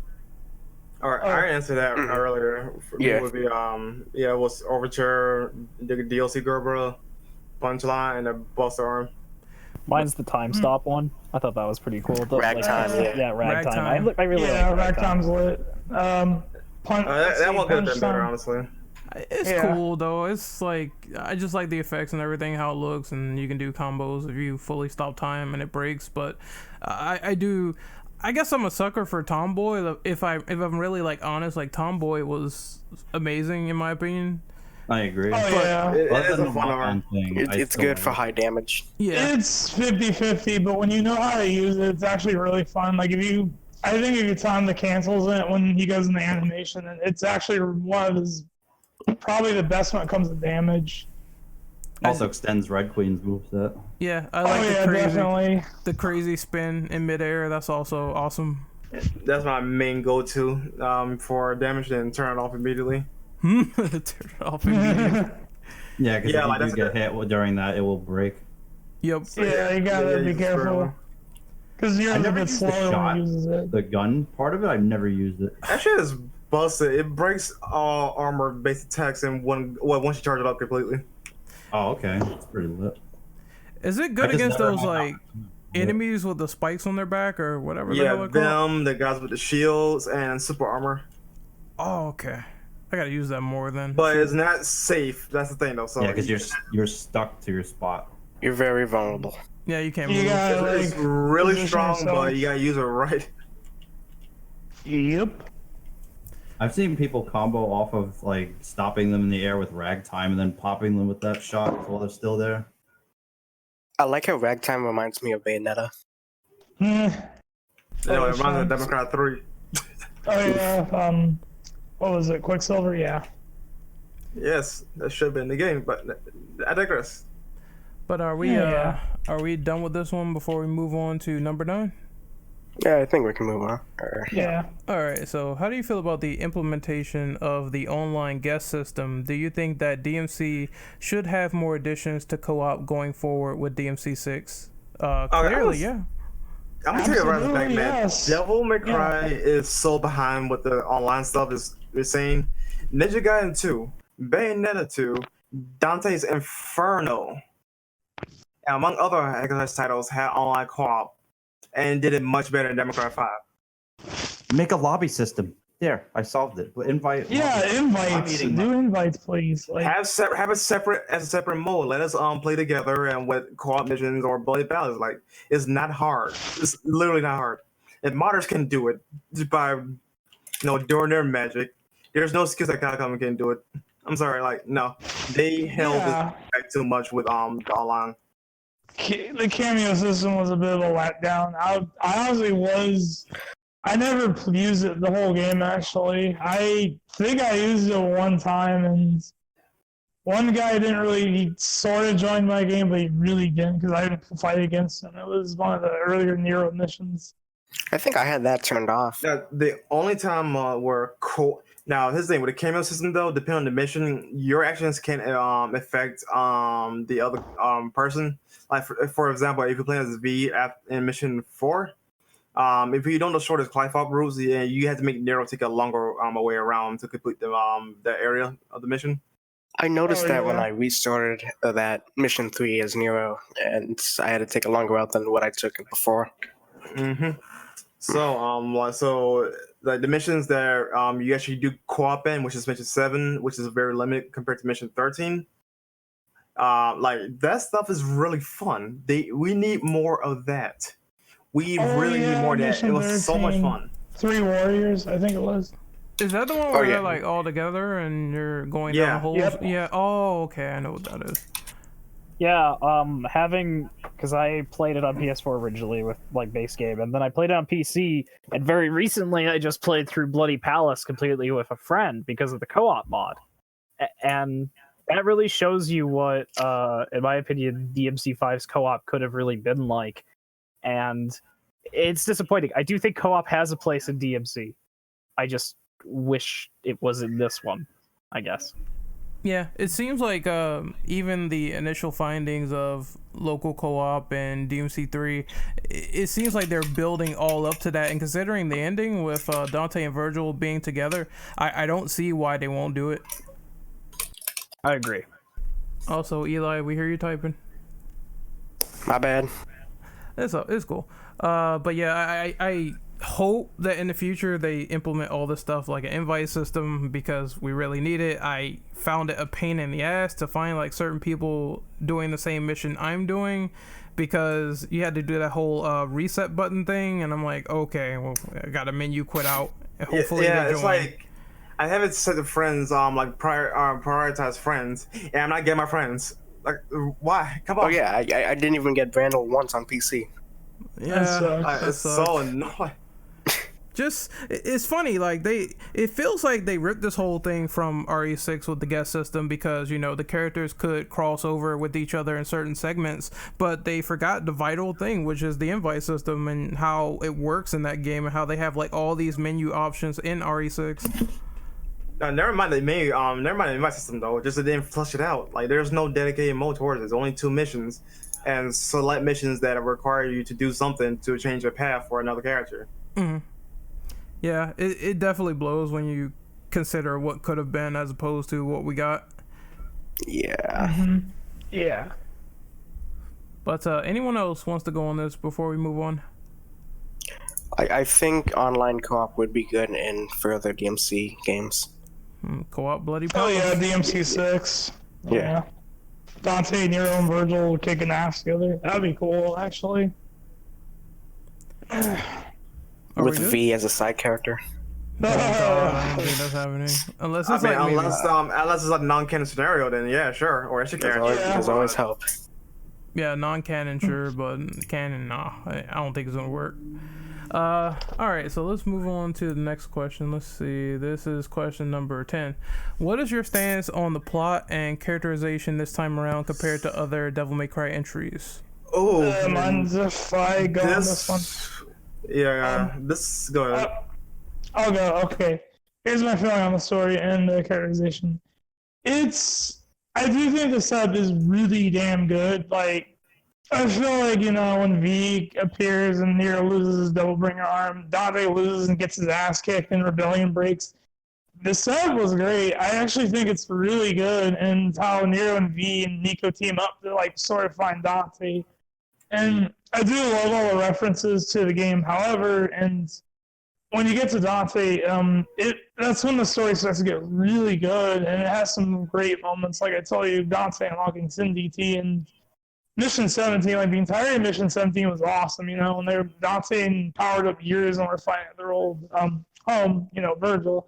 However, when V goes back to Virgil or years and this story dips in quality, because here's my problem. Like, they hype V up as this new character, but in actuality, he's just Virgil, or at least a human part of Virgil. And Dante sort of like wants to sell the score of Virgil, and he pretty much gets dropped that Virgil and Nero, Virgil is Nero's dad, and it feels a bit rushed in my opinion. Like I do at least like the scene when Dante fights, these familiars, and they're actually part of like Virgil's nightmares when he was Nero Angelo, and I do think the scene where Nero unlocks his double trigger it's a pretty good scene, I'll admit. Like when his arm breaks and he gets a new arm and he unleashes his new DT, though I'll admit the final boss felt kind of rushed, and Virgil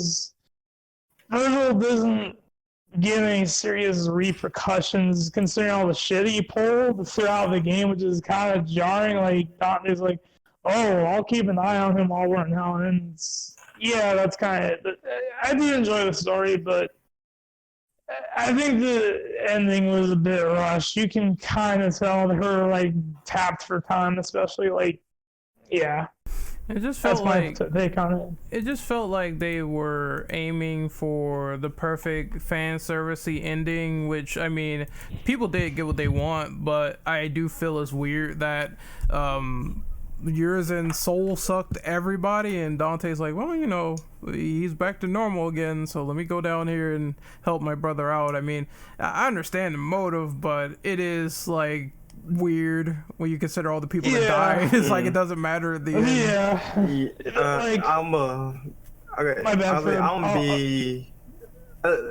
You go ahead, Andre. Let me finish your point. I'm sorry about that. Real quick, my bad. The whole game is essentially like a giant deconstruction of Virgil as a character, because his lust for power taken to its logical extremes, and how he hates Dante, and he doesn't know the fact that he sort of like is willing to kill millions of people to reach his goal. And then I think through V, he just feels a lot of remorse for his actions, and he does change a little bit at least. Like he's sort of doesn't want to fight Nero or Dante, but he sort of has to, because like I said, they still got that rivalry going on. But go on, Brendan. What are you about to say? Yeah, mine's going to probably be a long answer, if not the longest, but this right here is probably the weakest in terms of like pure execution, or at least what they're trying to go for in terms of storytelling. Not the worst, because there's more to come at 11 as this. But it's nowhere near that bad though. But in all seriousness though, like this was a really weak story. Like the presentation was at its best, all things considered. And the setup was cool, at least, and the initial premise was awesome. Like, Dante was beat to his to the ground, like, he was at his peak and power, and he couldn't beat this new threat. That's awesome. Now, here's things to get really get my nerves. The characters they have were pointless. Lady and Trish, there's no need for them to be in the game, because all they were was literally just damsels or tropes, whatever, Like, especially if especially going back into history, like these girls helped Dante and whatnot. I ain't saying like no, they're on par with Dante though, but they're not like pushovers either. But then again, though, this is yours, and bop the fuck out of them. But besides the point is that they honestly didn't need to be in the game if they were going to be like side chicks. Mm-hmm. And also the characterization of everybody, really, because with Nero's story, I do mean that loosely, was kind of non-existent, because he's pretty much there to set up the scene, while Dante gets most of the story. Like all the important stuff happened with Dante, and then Nero comes at the end and wraps everything up for whatever reason.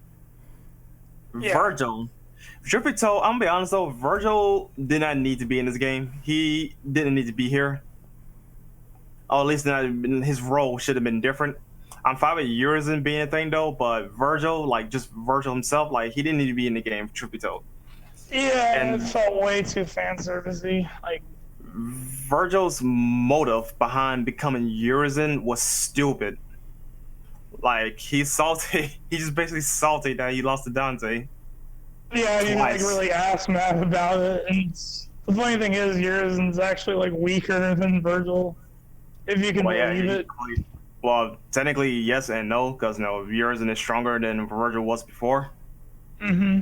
And plus Nero weakened him first, so. No, he didn't. Nero did shit to him. Yeah, He didn't do Dante much was the to one him. who Yeah. hurt him. But besides that Dante- point, though, V was probably the most pointless addition, or at least not of all the characters. He did not need. His role was more like a plot device, more so than him being important.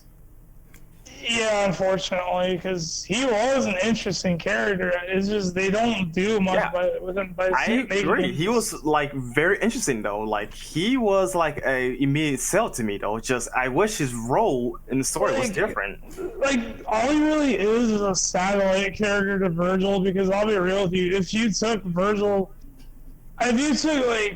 completely out of the picture, then V really doesn't have much of a connection. Because I kind of wish V wasn't really connected to Virgil, which kind of hurts his character a bit in my eyes. Because I mean, it's cool with his human side, but they could have done so much more with him besides making him part of Virgil. I think it really cheapens his character. I think one way to fix all this crap would have been to make V and Virgil differing characters, and somehow, some way, make some loose connection, but not really to the point where it's like the original story. Just make him like a tragic character, and by the time that Urizen comes and consumes him, then we would be probably surprised by that because he's not willing to do it. He'd be like a tragic character. So I would have loved it if he would have been a sacrifice, because that would have made the story a lot more deeper. I like the theory I had a while back where V was basically like Trish, where he was made by Mundus. I would have liked that personally instead. This one theory I saw that would also have made the summoning make more sense too. They wanted to do not only that though. This one theory I saw that's actually related to yours, James, is he was actually the embodiment of Nello Angelo, like the power that Virgil got from Mundus. Because you remember that when he split himself in two, he got rid of anything related to Mundus. That would actually make sense if V would have been the Gilbert and he was the embodiment of Nello Angelo, which is why he had access to all these summons and all this other stuff. Not to mention that would probably make him more of a badass, because he'd be more physically capable of doing much more than just being a wimp. So like a reincarnation. Like a maybe reincarnation, manifestation. I would say in this manifestation. Case. And like he's sort of like basically he kind of like pulls this ultimate sacrifice to save Dante and Nero, because they remind him so much of Virgil, and he kind of feels like some remorse over Virgil, like what became of Virgil, and he's like, I want to I do want to save these two and defeat Virgil, but at the same time, I know it's not going to do much. Yeah, that would have been awesome. That's kind of what I'm saying with the whole reincarnation thing, because if they did do that, it still would be stronger than what we got, because if he sacrificed himself for Dante and we found that out later, it'd be like, oh shit, well, I can see why he did it. Can we talk about how V is basically Roxas from Kingdom Hearts? No, nobody and Heartless or some shit like that. Yeah. We're aware of the jokes there. At least I will say DMC is a lot more well written than Kingdom Hearts on that front. It was easy for me to It really is. That's a whole nother podcast entirely. It'll be the one after this. Mm-hmm. It'll take 15 years for us, and then we'll talk about Kingdom Hearts. But to actually, just get back to what I was saying though, like, the structure of the story could have been better, because again, like Nero himself was more or less underutilized than anyone else, because he's supposed to be the quote unquote the main character, but he didn't feel like the main character. You get my drift here? Yeah, he kind of felt like he was just there. He was just kind of there to tie up a loose plot there, though. Nero is Virgil's son, and he gets his DT, which I'm like, he could have achieved way much more in the story. I'm going to be honest with you, because, I mean, it would have been, like, I don't know. It's really hard to explain, but... I don't really disagree to some extent. I definitely feel like this is more of Nero's game to some extent than Vor. Yeah, I do agree with that though. It's just like they didn't convey it well, honestly. Yeah, if you're gonna do this whole family aspect, you gotta make me care like a lot more and raise the stakes. I think that's what they need to do going forward. Like, if this whole thing is important, if love is important, then you gotta convey it a lot better than you did. Here's the thing though, the stakes were raised, just not with Nero. It was all with Dante. Like all the important stuff happened when Dante entered the scene. Here's the problem. None of that happened with Nero. Like, sure, yeah, you can say that Nero was the catalyst because he got his arm ripped off. But no, all the heavy stuff, the exposition happened with Dante, not with Nero. But here's the problem. Like, the problem. I just wanted to clarify. The problem is that those stakes are thrown out of the window when you figure out what happens at the end of the game. I agree with you on that though, definitely. Like I agree with you. Like, I think Andre mentioned that there was like no consequence to Virgil's actions, like because he reunited with his humans, therefore he's like air quotes good or neutral now, which doesn't make any sense because I would assume really it's weird, all. Actually, I disagree with that part. I'm not going to agree with that because of V. I guess it's the interactions V had with Nero that changed him to some extent. That still doesn't add up because you got to take into account that his devil side would have more influence because remember he was the more powerful one at the end. Yeah, Virgil feels kind of like a Karma Houdini a little bit. I assume it just has something to do with Urizen taking the L at the end.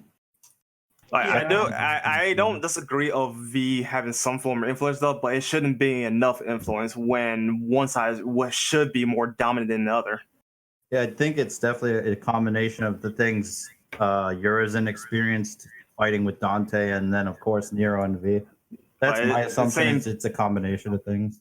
That's true, but it's also at the same time doesn't change like why would Virgil just snap of the fingers to suddenly be the good guy?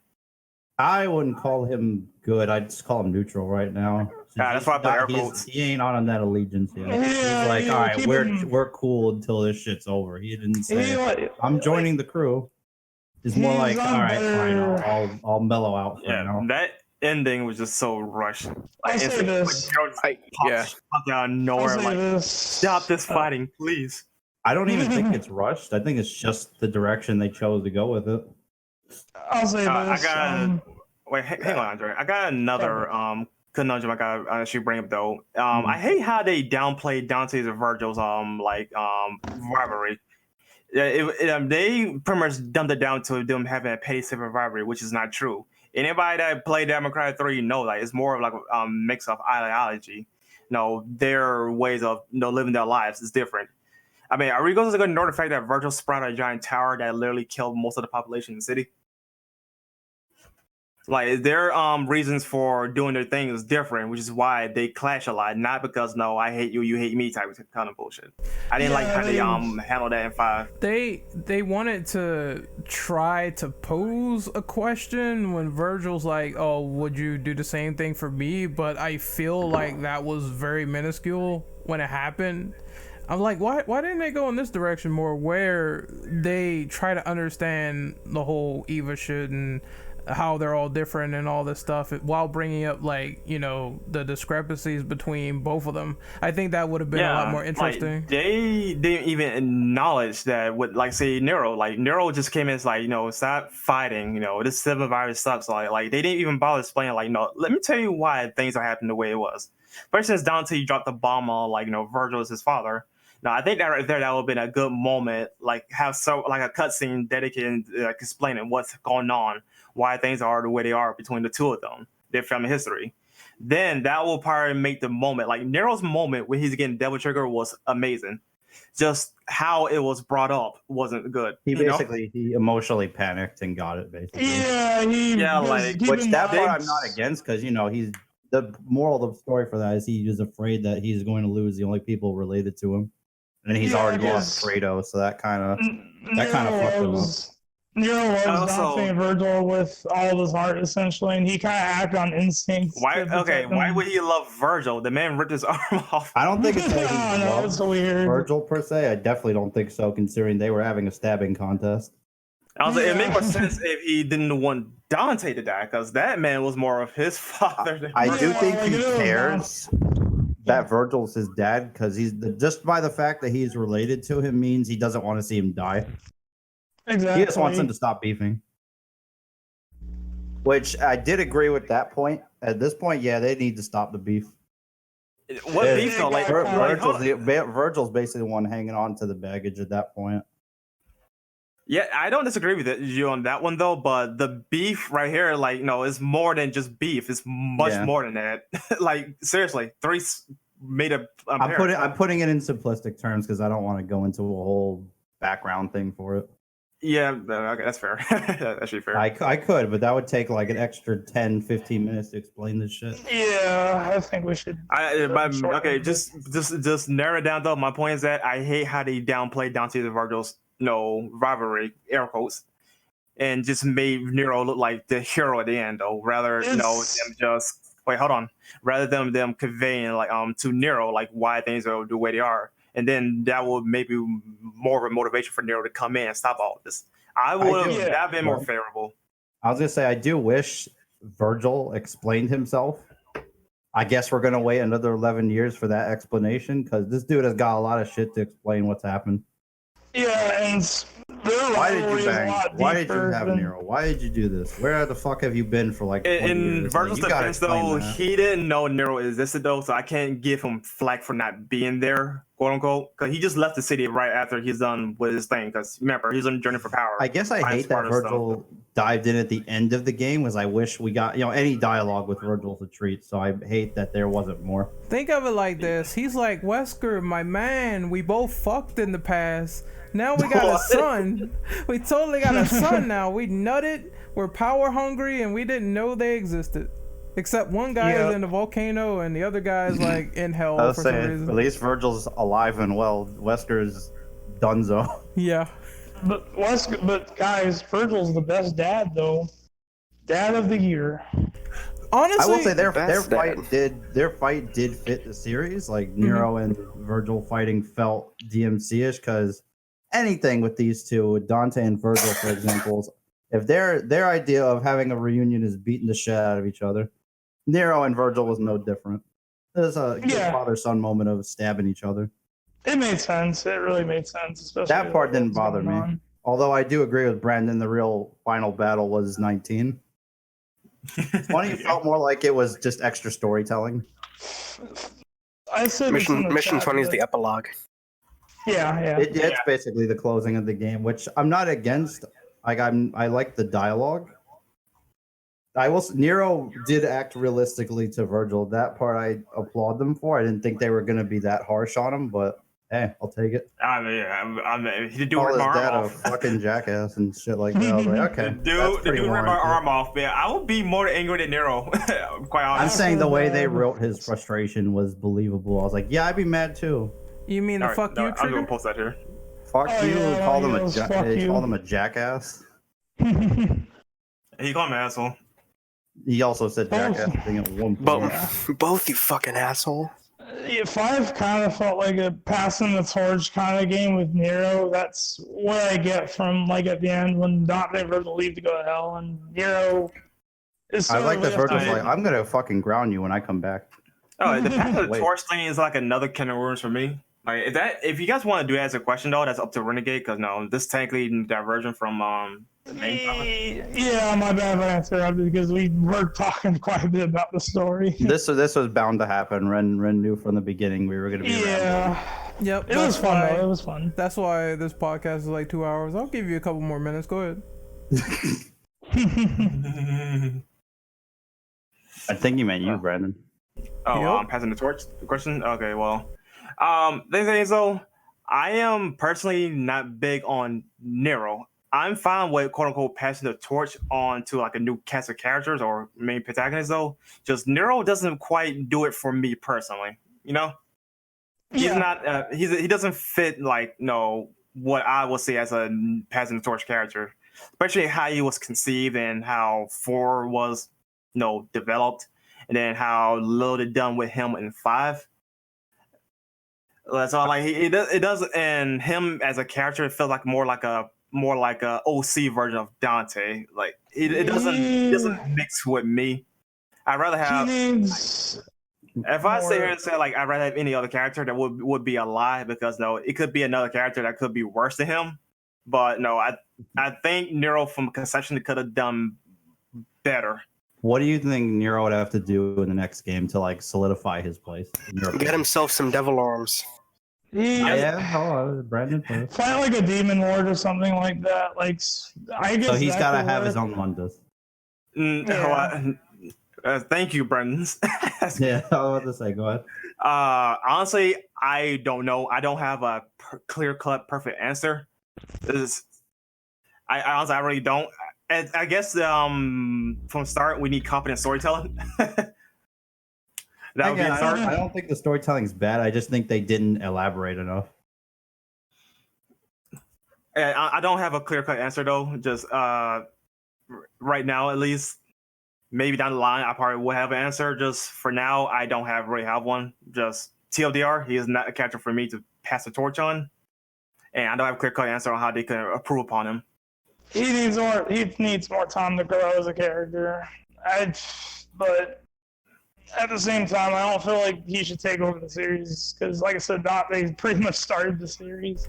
I think, just to chime in like really quickly, I think the only thing they should do with Nero going forward is essentially not make him a main character, just make everyone feel like main characters if we're going this route of like 3 playable characters. So I always said this best. I thought that DMC felt like it's a game that needs to follow the Tenchu 2 route, where you can pick a character and go in their own story direction while having these sort of intersections.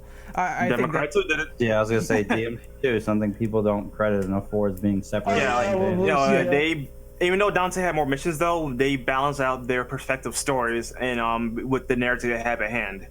yeah. Which something that 4 and 5 couldn't and didn't do for the life of me. Why they gonna do this? Sadly, So unfortunately. here's my solution. I think that if they're going to break up these stories, you need diverging story paths. You got to do it because that will make the main character of that particular story feel like the main character of that particular pathway.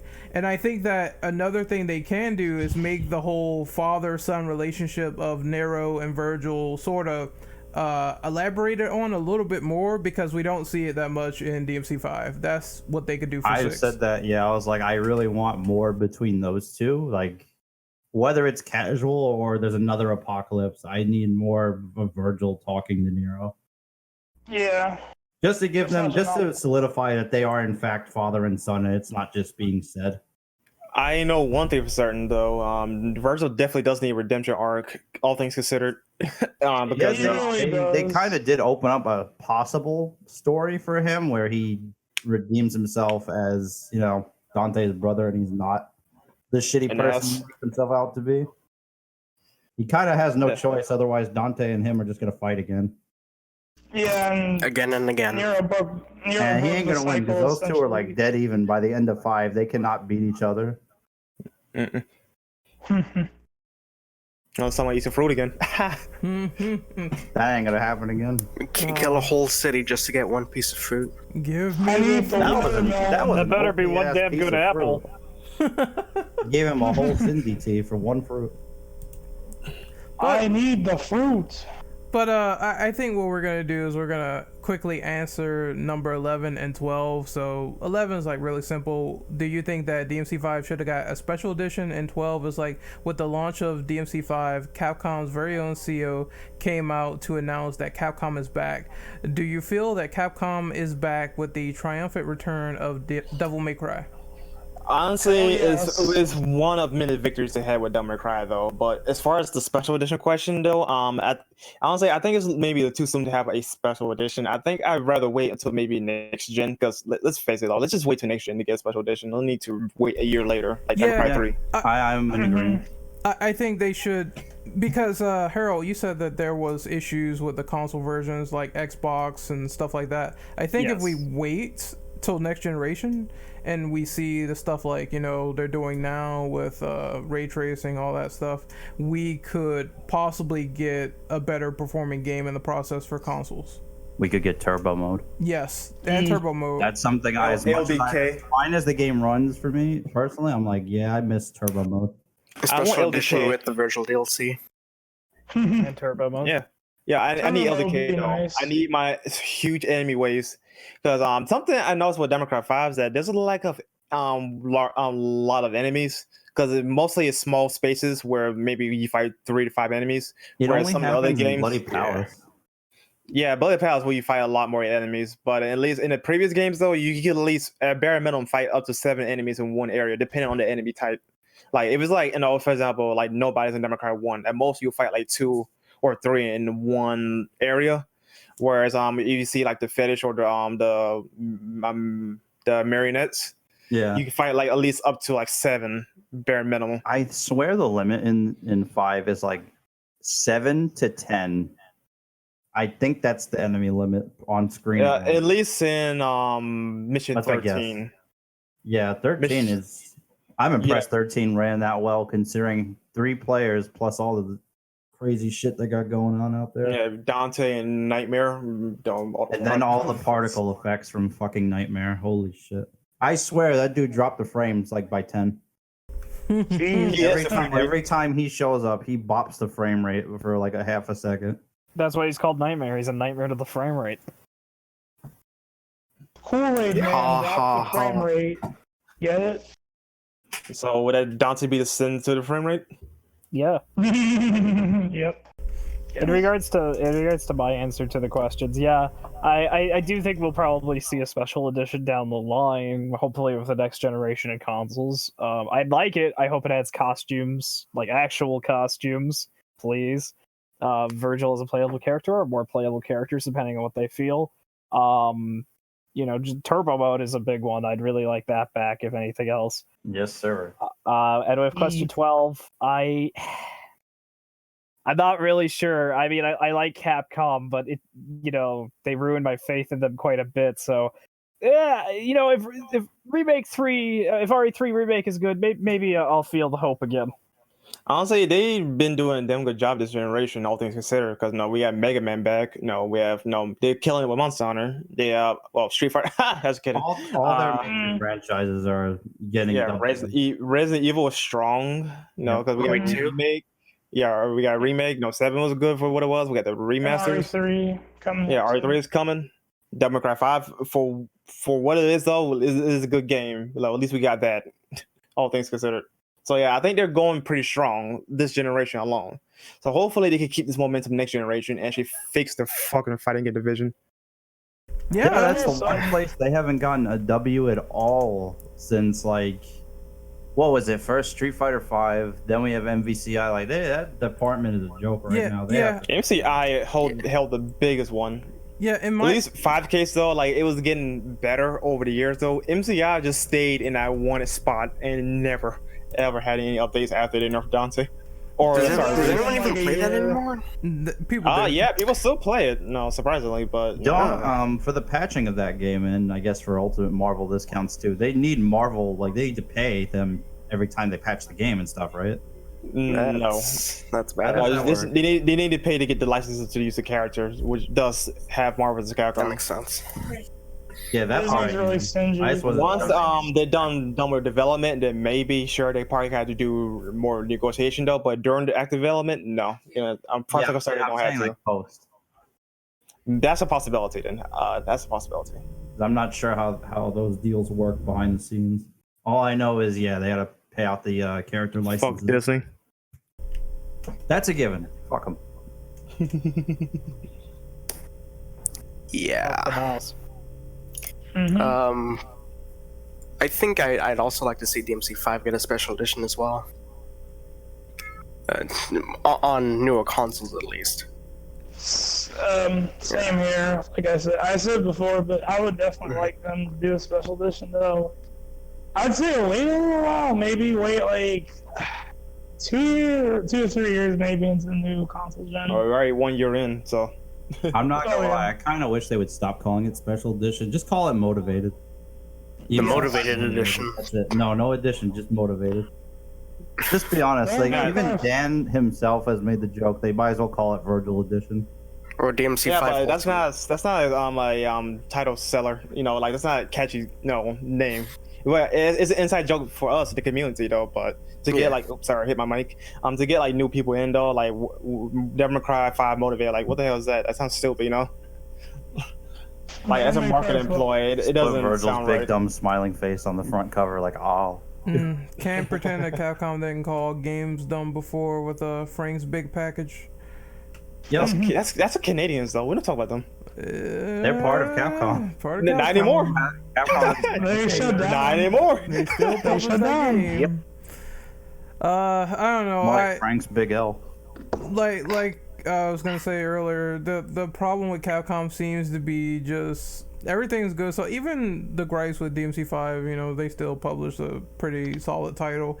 The issue is just their fighting game crap. Like all the fighting games they made so far has just been trash. So Street Fighter V was okay, but the way they launched that game was just terrible. So they need to just make a comeback there and really focus on a lot of post-game stuff that people actually want.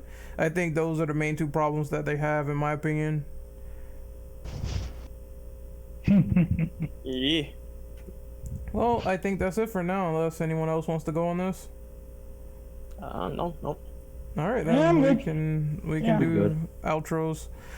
So Harold, where can we find you? You can find me in a lot of places, honestly. You can find me on Twitter at Mr. Coolmanist. You can also find me on Twitter at DMC subreddit. You can find me on Reddit at the Devil May Cry subreddit. No. You can find me on YouTube at Mr. Coolmanist. And that's about it. So Mr. Andre, where can we find you? You can find me at Twitter at Andre B Venom.